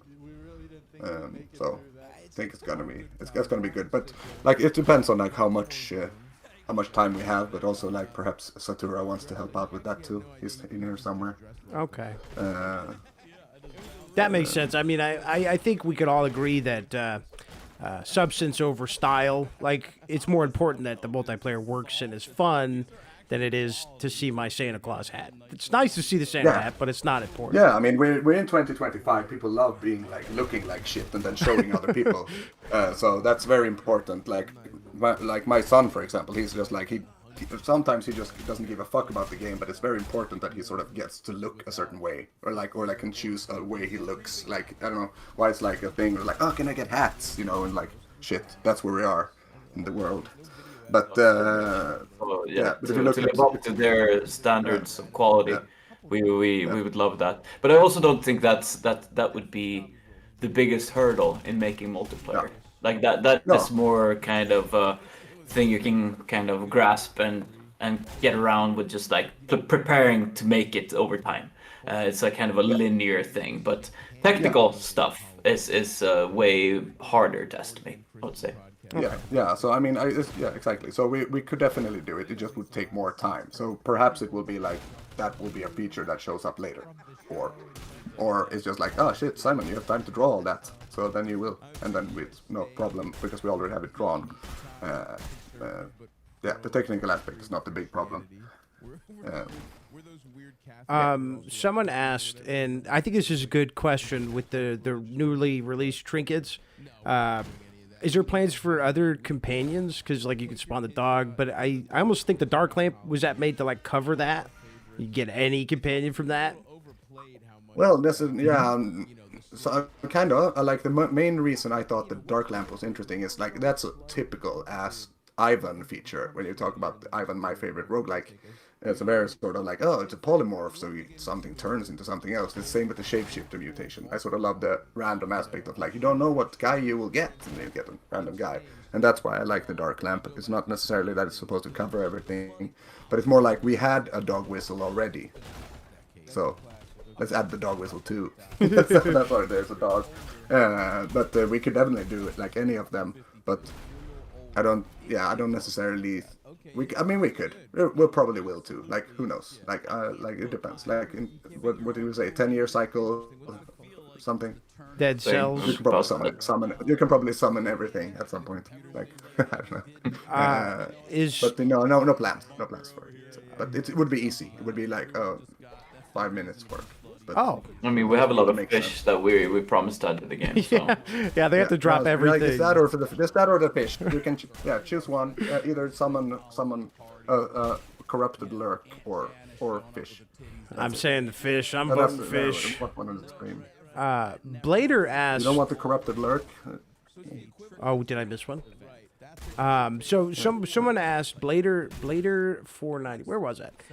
Oh, there it is. They asked, is the Star Witness ever going to get muzzle attachments? Is there a reason why the Star Witness can't get muzzle attachments? Or is that a bug? Oh, what? It does get what was the question? It does get. Does it get muzzle attachments? I think I know what they're talking about. I don't think you could put like a silencer or anything on that. Oh, yeah. No, that's not a bug. It's more like a limitation that we used to have. That was like, it's like dual weapons, so we can't really add them. We can't add stuff like that, and we can't add scopes. Like at some point, I think we decided because we couldn't add scopes to them, and because they didn't have ADS, we just decided that attachments was not allowed on it overall because we didn't want people to expect to be able to add certain things but not other things. So it's better than to not add anything. But we're changing that. We're actually planning to make the Star Witness have ADS too, and also scopes. ADS. That's my favorite gun in the game. I mean, we talked about that as the first question was, what's your personal favorite? Mine is a Star Witness, so the ADS with it would change virtually every build I've made with it. So that's interesting. But I also think that's so good. The idea in general is that we want to add the scopes, add scopes to both, and then when you ADS with the scopes, it would be like you hold them up like a binocular, and you see the same thing in both of them. That's the idea. Sort of like That would be sick. really dumb, really dumb. So, and I like that. So dumb is better. This one's interesting because I've seen people ask this a lot. And this is from Slate the Fop. I hope I'm saying that name right. And they said, any plans to add detailed stats to weapons/items, stuff like reload speed, bonuses from oil scrolls, etc.? Yes, definitely. Like that's like one of the sort of like most what do you call it? Not disappointing, but the sort of like sad and pinsamt. What's the word, Anton? Embarrassing. Well, that's probably the most embarrassing thing about our entire game is that you can't actually see what the fuck things do. We we definitely want to do that. Yeah, it's very dumb. Like there's really no excuse for this, except the fact that we haven't made it yet. So we want to be able to look at a gun and see what you added a fucking scroll of embers on something. Then the gun should say what the scroll of embers does, and we have plans for this too. So that's gonna happen. Okay. Okay. Good. Sorry, I feel like we're cruising through them now. I know it's getting late for you guys. No, it's all right. I already told the family to leave me alone for the night. Let me pull one from the post so I can look through the chat. Okay. So I think you guys touched on this during the first time I talked with you guys, and it was about the how multiplayer is going to be. Has the plan stayed the same, or is multiplayer still looking like it'll be a co-op playthrough of just the standard game, or are you guys leaning towards something else now? Yes, I think that's the main thing we still want to do.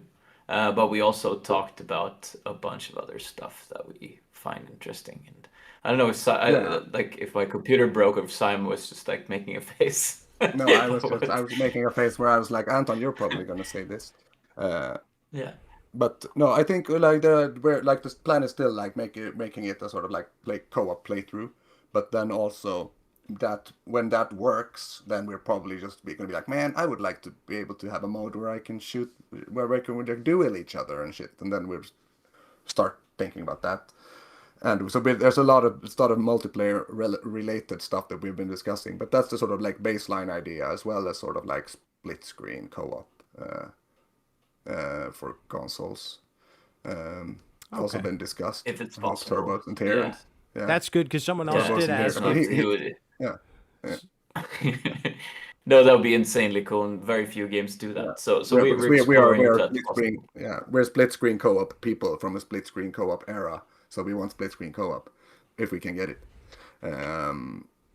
So people can so little brothers can also play for once. Yeah. Not only the eldest brother. Especially with the Switch. I mean, I feel like Nintendo, that's kind of still a thing. because it's supposed to be the family system. And when it doesn't have that, people are like, what the hell? I can't play Mario Party with my kid. Yeah. So I think releasing a game on a Switch, that makes a lot of sense. Yeah, we'll see. That might be the only console where we actually can't do it though. Like the first Switch at least. Like we're doing reason for Switch 1. Switch 2 would probably work, but Switch 1 probably just like can't fucking handle that. Like because we're already sort of like skirting the max RAM thing. I have to like remake like the ammo UI, like the bullets. Like that's just it takes too much RAM. Like to remake that in a new way because it's like nope, like we need those megabytes. If we don't get those 5 megabytes, where the Switch just might crash. And it's like, oh, we don't want that. So we need those megabytes.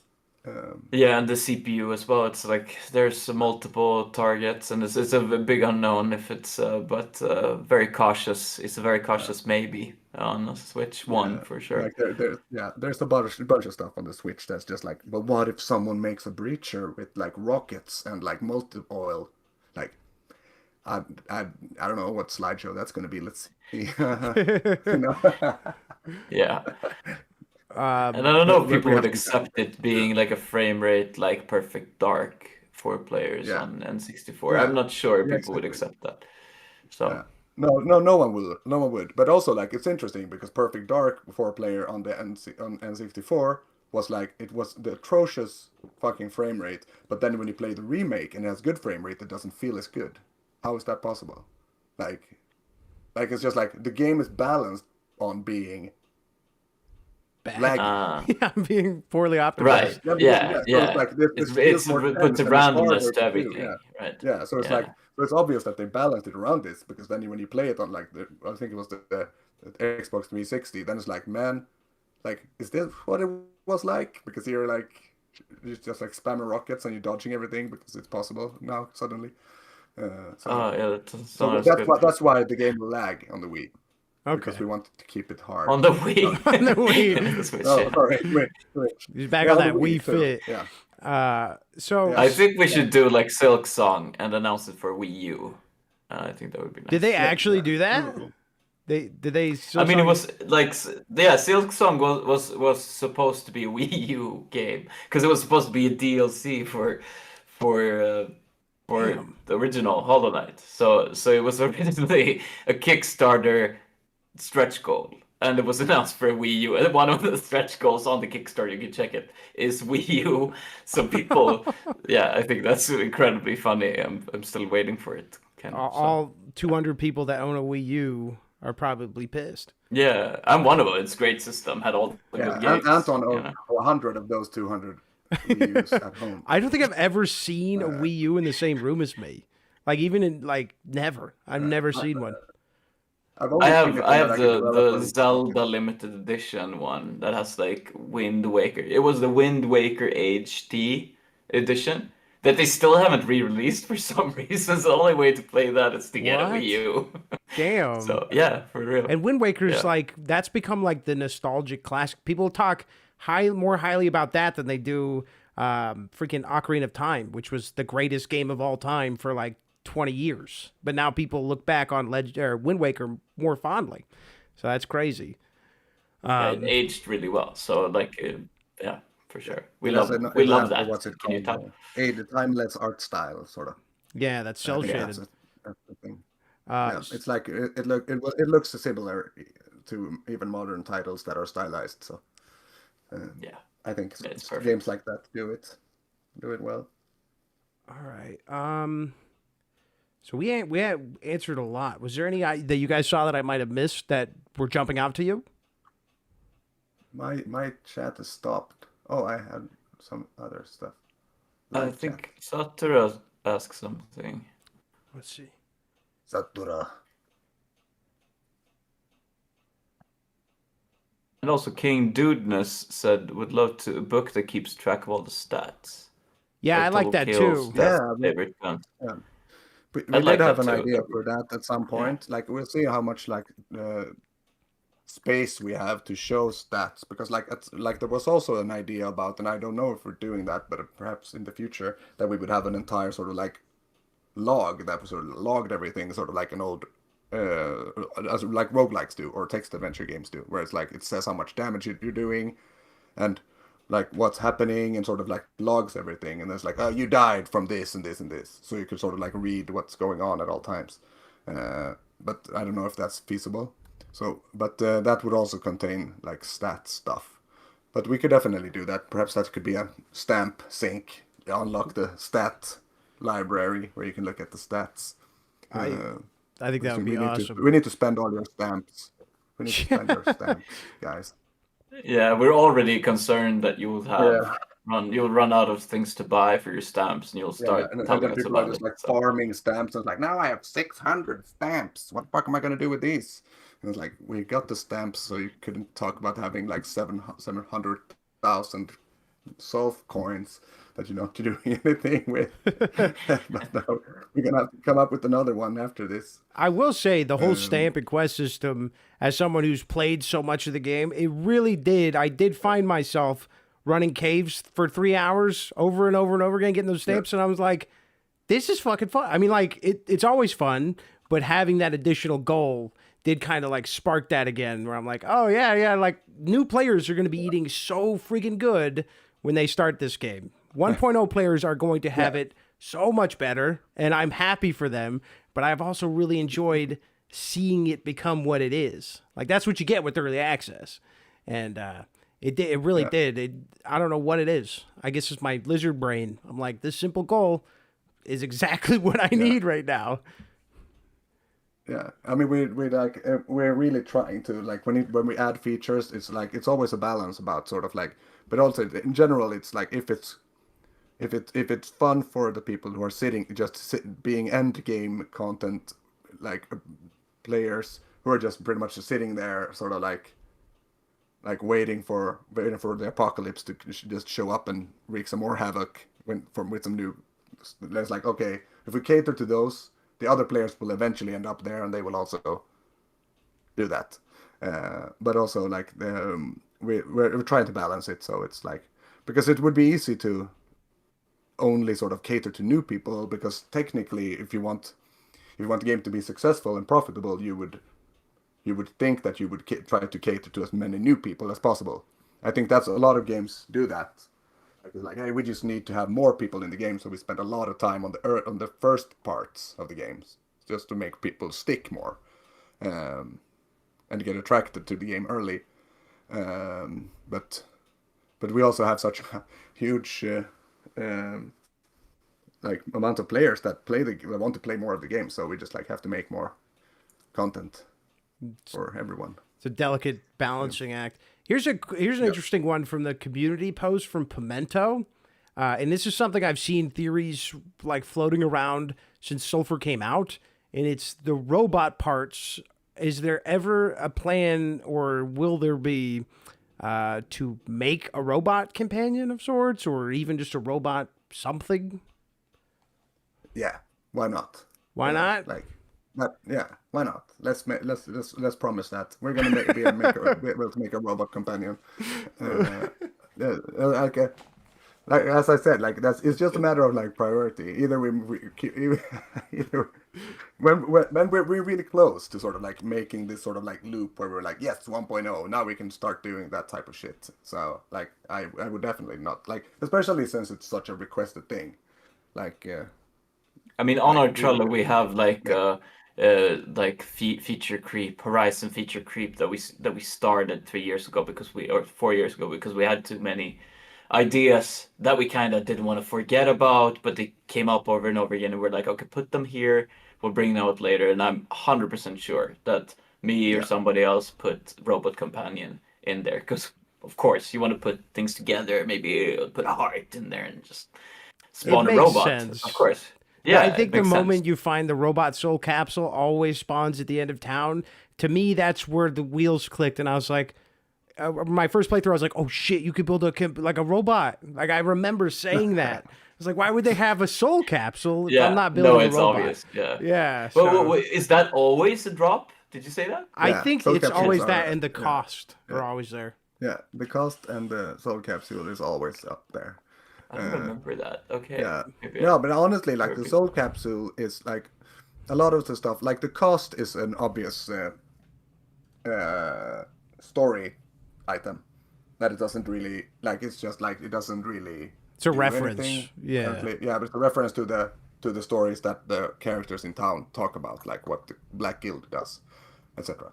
But the soul capsule is just made as a sort of like the one of the parts for the thorax of the robots. So that's why that exists. So you can like if that's one of the organs of robots. That's how Yeah, they work. now I'm learning. Yeah. I'm learning. Yeah. Yeah. I mean, Yeah, because so- we needed every like equivalent for some reason. I thought thorax was a cool word. I think that's why we added Yeah, it. thorax. I like thorax too. Like because Yeah. I've seen it so many times in games where it's like you shoot the thorax and I'm like, oh, thorax, that's cool. Yeah. Speaking of It robot, sounds like a barbarian. Yeah. speaking of robot organs, I was writing a script last month and I was looking specifically for Easter eggs, and I noticed, like, this is right when Alien Earth was airing. Do the androids bleed white? Is that a reference to Alien and the androids bleeding white? Yes. Nice. 100%. Fuck yeah. 100%. I'm a huge Alien fan. Mostly Alien 1, I guess, but also I'm actually one of the few people who actually Aliens like is Prometheus. really good. Yeah. Yeah. Yeah. Yeah, but I like Alien 1 is like one of the sort of like, oh shit, it's like, do I pick this or do I pick 2001: A Space Odyssey for the best movie ever made, sort of. But I would probably Yeah, go so, Alien yeah, 1 that's- over that's- Space yeah. Odyssey. yeah. Phenomenal movie. But that's the reference, like the white blood. It's also because I am fucking allergic to normal robot killing games, because there's just like there's not enough like it's just not. I was born in the I grew up in the 90s. Like I grew up with the violence rush. And yeah, and the 90s games figured it out. Like they figured it out, like how Yeah, to it's like make oh, enemies die people cool. like it's like like blood and gore and viscera. Just like we did it, guys. Like we can sell a game by just doing this. Like we don't need to actually make a good game as long as it's gory. It will be sold. Or make ragdoll stuff. yeah. Like Metroid Prime was super appreciated and didn't have a lot of that, but like Yeah. they fall apart or they ragdoll downstairs and stuff. Like something cool has to happen.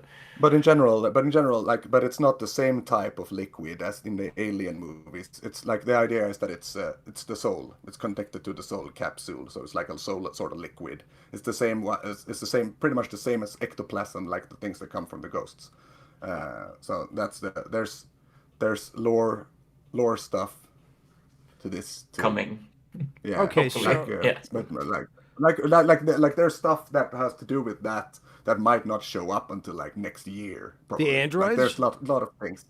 Yeah, stuff about like what about the robots and stuff like this. And the Goblin City and that that was like- script talks about? What Yeah, about that? Yeah.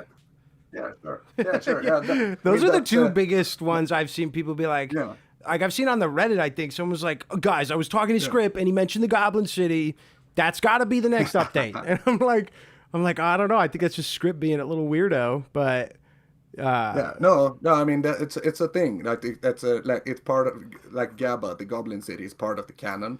Like it's not as planned out as sort of like some of the other areas that you guys don't know about. That also is like super into the future. Like one thing that we sort of like need to sort of establish is that the lore and the sort of like areas and stuff and enemies and things that are in this game, they were like established and done. I don't know. Was it like? Is it 2 years ago now? 3 years ago? don't know, Yeah, I 2 think 3 years, years probably. ago. In 2022, Like they I were think draw- they wrote like, most. like a lot of like I haven't made very many new units like this entire year. Like all of them was already planned to be done. So there's like a fuck ton of more shit that like there's things beyond 1.0 that's already made. So that's gonna show up later. That is also lore intertwined. So there's a lot more to explain with a lot of more text that need people. Hopefully, like 1% will read probably, and we'll see what happens. wait, someone brought it. And I But don't want to. it's okay. Oh, sorry. I don't want to keep you guys too late. I know it's really late for you guys. You guys have answered like way more than I think anyone expected. But this is something that I live or die. This is like my biggest request. And I always forget. It's one of those things I always forget. Is there any plans to nickname? Because you guys have made it so the gun building system is like so unique and creative. And Carrot, I believe I'm getting their name right. Carrot001 said, "Is there any plans to be able to nickname your guns, to name them after you build them?" Yes. Yes, we've been discussing this a lot, and we would love it. It's just like it's a bit more technical than some of the other stuff, because we need to, like, yeah, it's just like we need to do stuff with the saving for that to happen, with that we don't currently can't do. I guess I don't think it would be really hard to make, but also like I guess also there's always been like when we thought about it, like would this be easy to do? Then we also had to consider like people using gamepads and console, like how would they name their stuff? So then I would suddenly we had more UI solutions that we needed to figure out, like how would you type without the keyboard. So and then at that point we're like, all right, this is a future issue.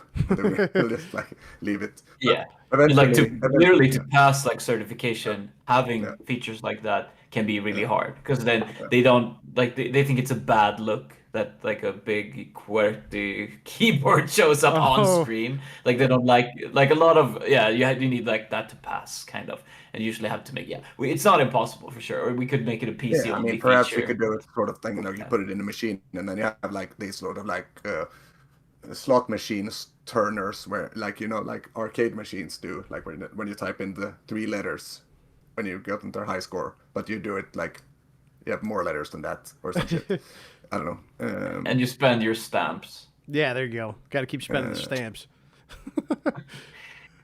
Per name change. Yeah, everything is just stamps. I'm going to combine 2 questions because they kind of make sense. Are there any plans for more organs? Are there any plans for more attachments, like grips, stocks, maybe recoil control? Yeah, there will definitely be more attachments, because I mean it's a bit of a tough thing to make because now when we would add a new attachment, we would have to sort of like make sure that the weapon wall in the hub would reflect it, and that's a sort of like another setting, another prefab than the normal weapon in your thing. So every time we would add a weapon, we need to also add the attachments to each. So it's like it multiplies when we do that, but it's also sort of like we definitely want to add more of those when we're sort of like made the loop around 1.0 attachments and other things. What was the other thing we asked about? Organs. Organs are organs are part of like with new unit types will show up, there will be new organs. Every unit has their own organs. Or do you want more organs, sort of like what organs don't we have? I think I've taken all of my favorite organs and put them in there. Well, I could think of one, but I don't know if that might not help with certification. Well, which one? The dick organ? The dick organ, yeah. I mean, it's not in there, is it? No. I mean, kidney stone, pretty close. Yeah, I mean, we could get a testicle. Ivan has testicle organs, so why don't we? Yeah, we could do that. Well, we could add. I'm writing it down right now. No. There's like, I don't know if we need to push that over to That's Pokemon not the one he fishing asked game. for, maybe. Oh, but I think isn't that the one you meant? That is the one I was referring to. Somebody says. Yeah. Teeth, yeah. There's definitely some. Okay, so somebody asked one that is kind of in relation to the Mega Bonk that we've both been addicted to, and they said, "Is there any plans to add official challenges with leaderboards? Is there any kind of online aspect in the works?" I've been wanting to have leaderboards because it's the easiest ways to get engagement. I'm always stuck on leaderboards. I'm like, you want to climb it, and it's a very easy way to bait people to play more. And I wanted to, like, in the beginning, I've always wanted to be like, oh shit, people have too much gold or money. So why not just like make a donation box where people can just like put all their excess money into and sort of like try to be the one who donated the most, which would make some people crazy and probably be a battle of a few people. But then every time I do that, people just tell me that it's impossible. People are just going to hack it immediately. And it's like, blah, blah, blah. It's so fucking hard. And it's like okay, I guess we're not doing that. Because I played all the Dark Souls games, and they do that, and they're always hackers first day. And I figure out that if Bandai Namco with infinite resources can't do it, how would we be able to do that? Like, It's the just like people it needs to be impossible. I don't know. yeah, the But people I know that make leaderboards that doesn't just get hacked immediately, and they just like what they do is they apparently sort of like simulate the entire session to make sure that nothing weird happened. So that's sort of like, but we can't really do that. So we've had this idea about like how about make the leaderboards like friends only and stuff, but then it's not really. It doesn't But seem like that's it would also need to be rushed if it was yeah, that. yeah. Yeah, and also but I talked to Dash, and he's like, we can make it happen, and he also says that. He always says that. We can make it happen, he says. yeah, if he's still here, I can confirm. Yeah, he says we can make it happen, and if we can make it happen, then we will have it for the endless mode as well, and also a donation box and everything, and I would love it because then I would actually also play because then I would be at the top. Yeah. But also, like, how the fuck do we do that if people can just press F3 and just give themselves? Yeah, exactly. How would you do that? Dev mode does kind of drive, wedge into that, huh? Yeah, and I mean, like people like there could be like cheater, but then again, we sort of like sometimes we're like, hey, you got stuck or using dev mode, so we can't really make people. Yeah, I mean, we could change the password for demo mode later and just like make people go crazy. But then there's gonna be modders and like, how can we prevent That's true. that from happening? It's just, Even Megabonk is still having. There's like somebody with like 3 million or something the other day, and people are pissed. But what is the guy gonna do? It's a one-man team, and you guys have 10, so it's not like you have the means to shut down every cheat or mod that comes out. No, Simon volunteered to do it. He said he would every morning check our leaderboard and delete hackers. And I'm like, what if they just make a bot and just spam? Yeah, like this is like, but we banned them by their user account on Steam or something. It's like, but I don't know. Like you're probably getting tired of doing we that. should definitely probably do some sort of catch when it's like, oh shit, did you have all this before? Like for like 5 minutes ago when you did the thing, like we could probably filter out a bunch, and make it so that you could discern a vast majority of them if you felt that there was a possibility that they cheated, but it's like it takes a certain consideration. I think I would want someone who's really good at doing that and has made leaderboards before to fix that kind of shit. Because I mean, there is games that have leaderboards that work. So yeah. There's got to be be a secret sauce somewhere. Well, I feel I guess most of the time it's simulation. Yeah. But I feel like you guys answered a lot of questions. I hope I was able to get as many as I possibly could in there. But I know you guys probably want to hit the hay. I know my baby probably wants to take a nap, and so I just want to say thank you guys for doing this for the 1 year Sulfur. And say sorry to chat for the scuffed audio shit that I had going on at the beginning. I think it was fixed midway through or whatever was going on there. Sorry about that, guys. OBS is weird. YouTube streams are weird. But is there anything you guys want to say to the community before we wrap it up? Thank you. Thanks. Yeah, it's been an awesome year. Honestly, Also we're over 9,000 people now on the Discord, so that's a lot of people. That's super hype. And if you want to hang out there, I will not stop talking very much. I'll probably talk some more in the future. Yeah, we're there every day. So just we hang out. I don't know if you guys can actually see it when we're working. Like, do you see when we're in the channels when we're working? I don't know actually. That would be weird. Maybe they do. I don't know. I don't think so. I don't. Okay. I think they're private. I don't think they see the channels at all. Well, you guys do your development. Say that's our work channel. Yeah, we do. That's our official work. It was our official work channel, and then I was just like, "Whoa, we should make this our community as well." Okay, interesting. And there's that lore. Yeah. I mean, that's like the lore. How else are you gonna learn that? But yeah, and then we made it be Bolognese, and people have their teams and stuff. Join us at ourdiscord.com. Yeah, I might bring back the game show Bruce or Gruce. It's a very important game show that I made once. I can explain the rules. It's like you get a mosaic, what's it called? distorted Blurry. image.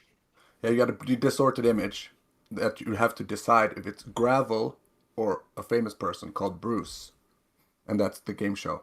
Like And any they Bruce, like Bruce keep doing Campbell, it. Bruce Springsteen.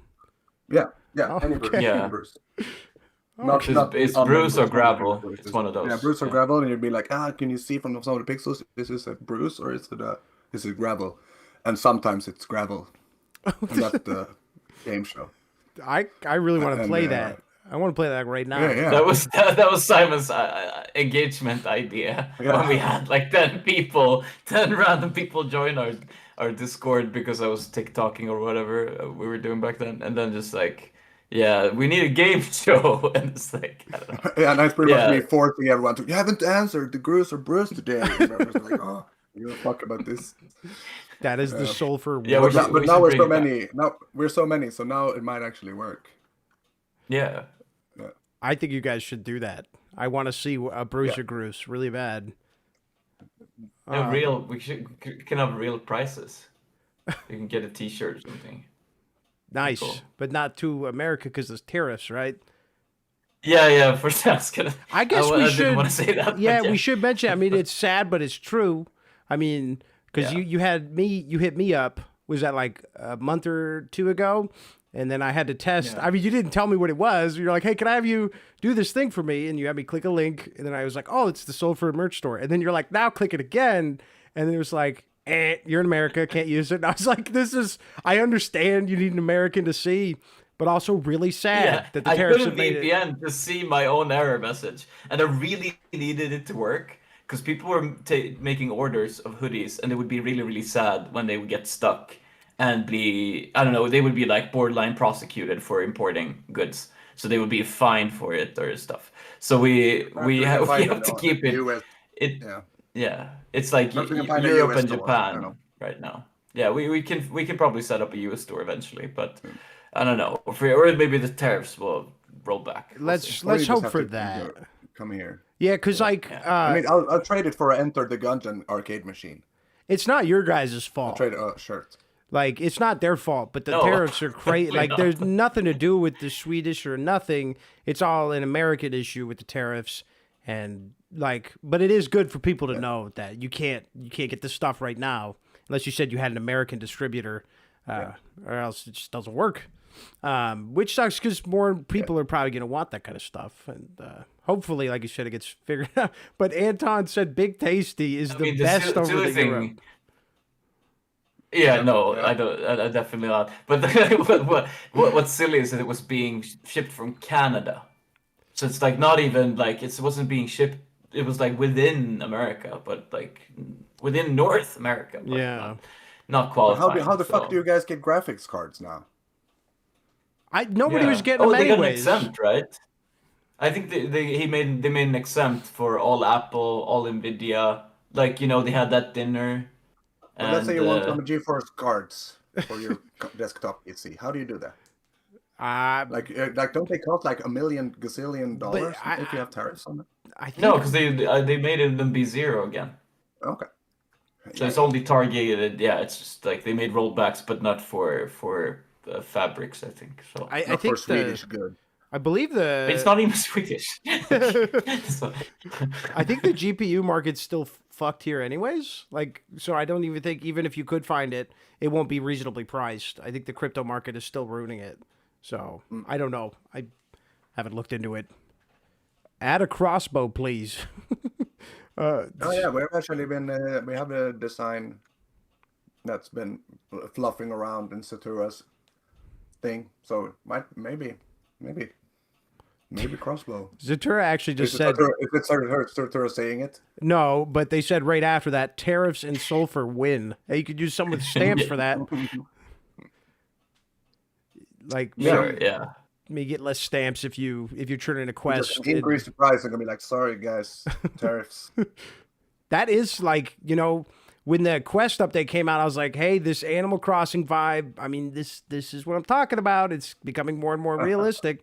You could be more like Tom Nook if you started enforcing tariffs.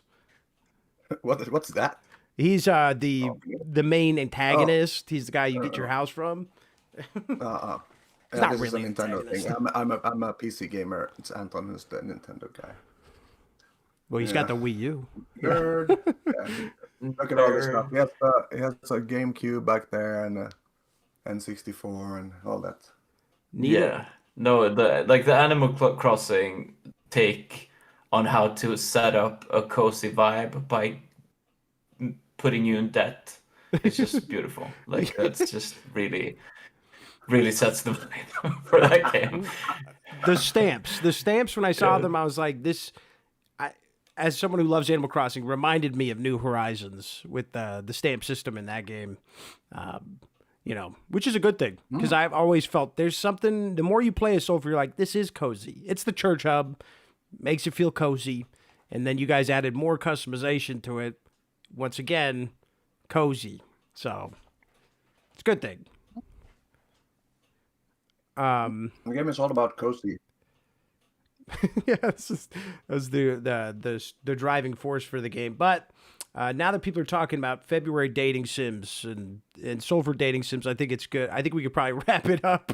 And once again, thank you guys. Yeah, Thank you. Waifu update 2026. No, Confirmed. Yeah, guaranteed. Oh, I guess they're locking it in. It's gonna happen. This is a world Yep. first Beautification mod will make It's it happen later. Yeah, it's the only thing we will promise at this. It's that. That and the fishing Pokemon. Yeah, fishing. Yeah, you're gonna fish up waifus, mermaids. Breaking Skip's heart. No. I imagine you guys know those like YouTube drama videos. Imagine in 5 years you make a controversial update and they're like, well, this was kind of talked about. They've mentioned mermaid fishing sims 5 years ago. Like, it's not even a controversy.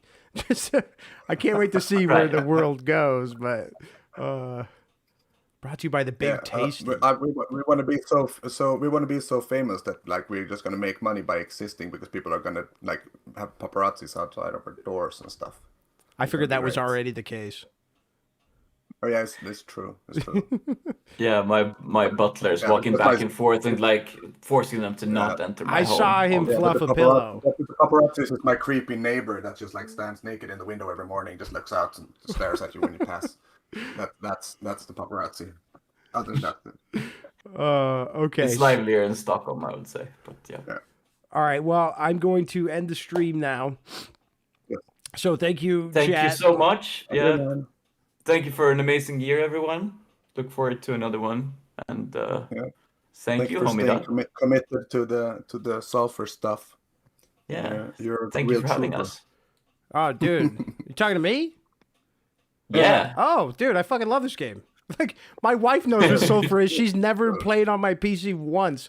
She's more than welcome to, but she just doesn't want to. And she knows so much about the game. I love it. I don't know. It just globbed onto me. Yeah, awesome. You can play together in split screen. Yeah, eventually, right? Just not on the Switch. Yeah, exactly. Yes. Switch 2. We just need dev kits. Shout out Nintendo. Give us dev kits. So, yeah. All right. Bye, guys.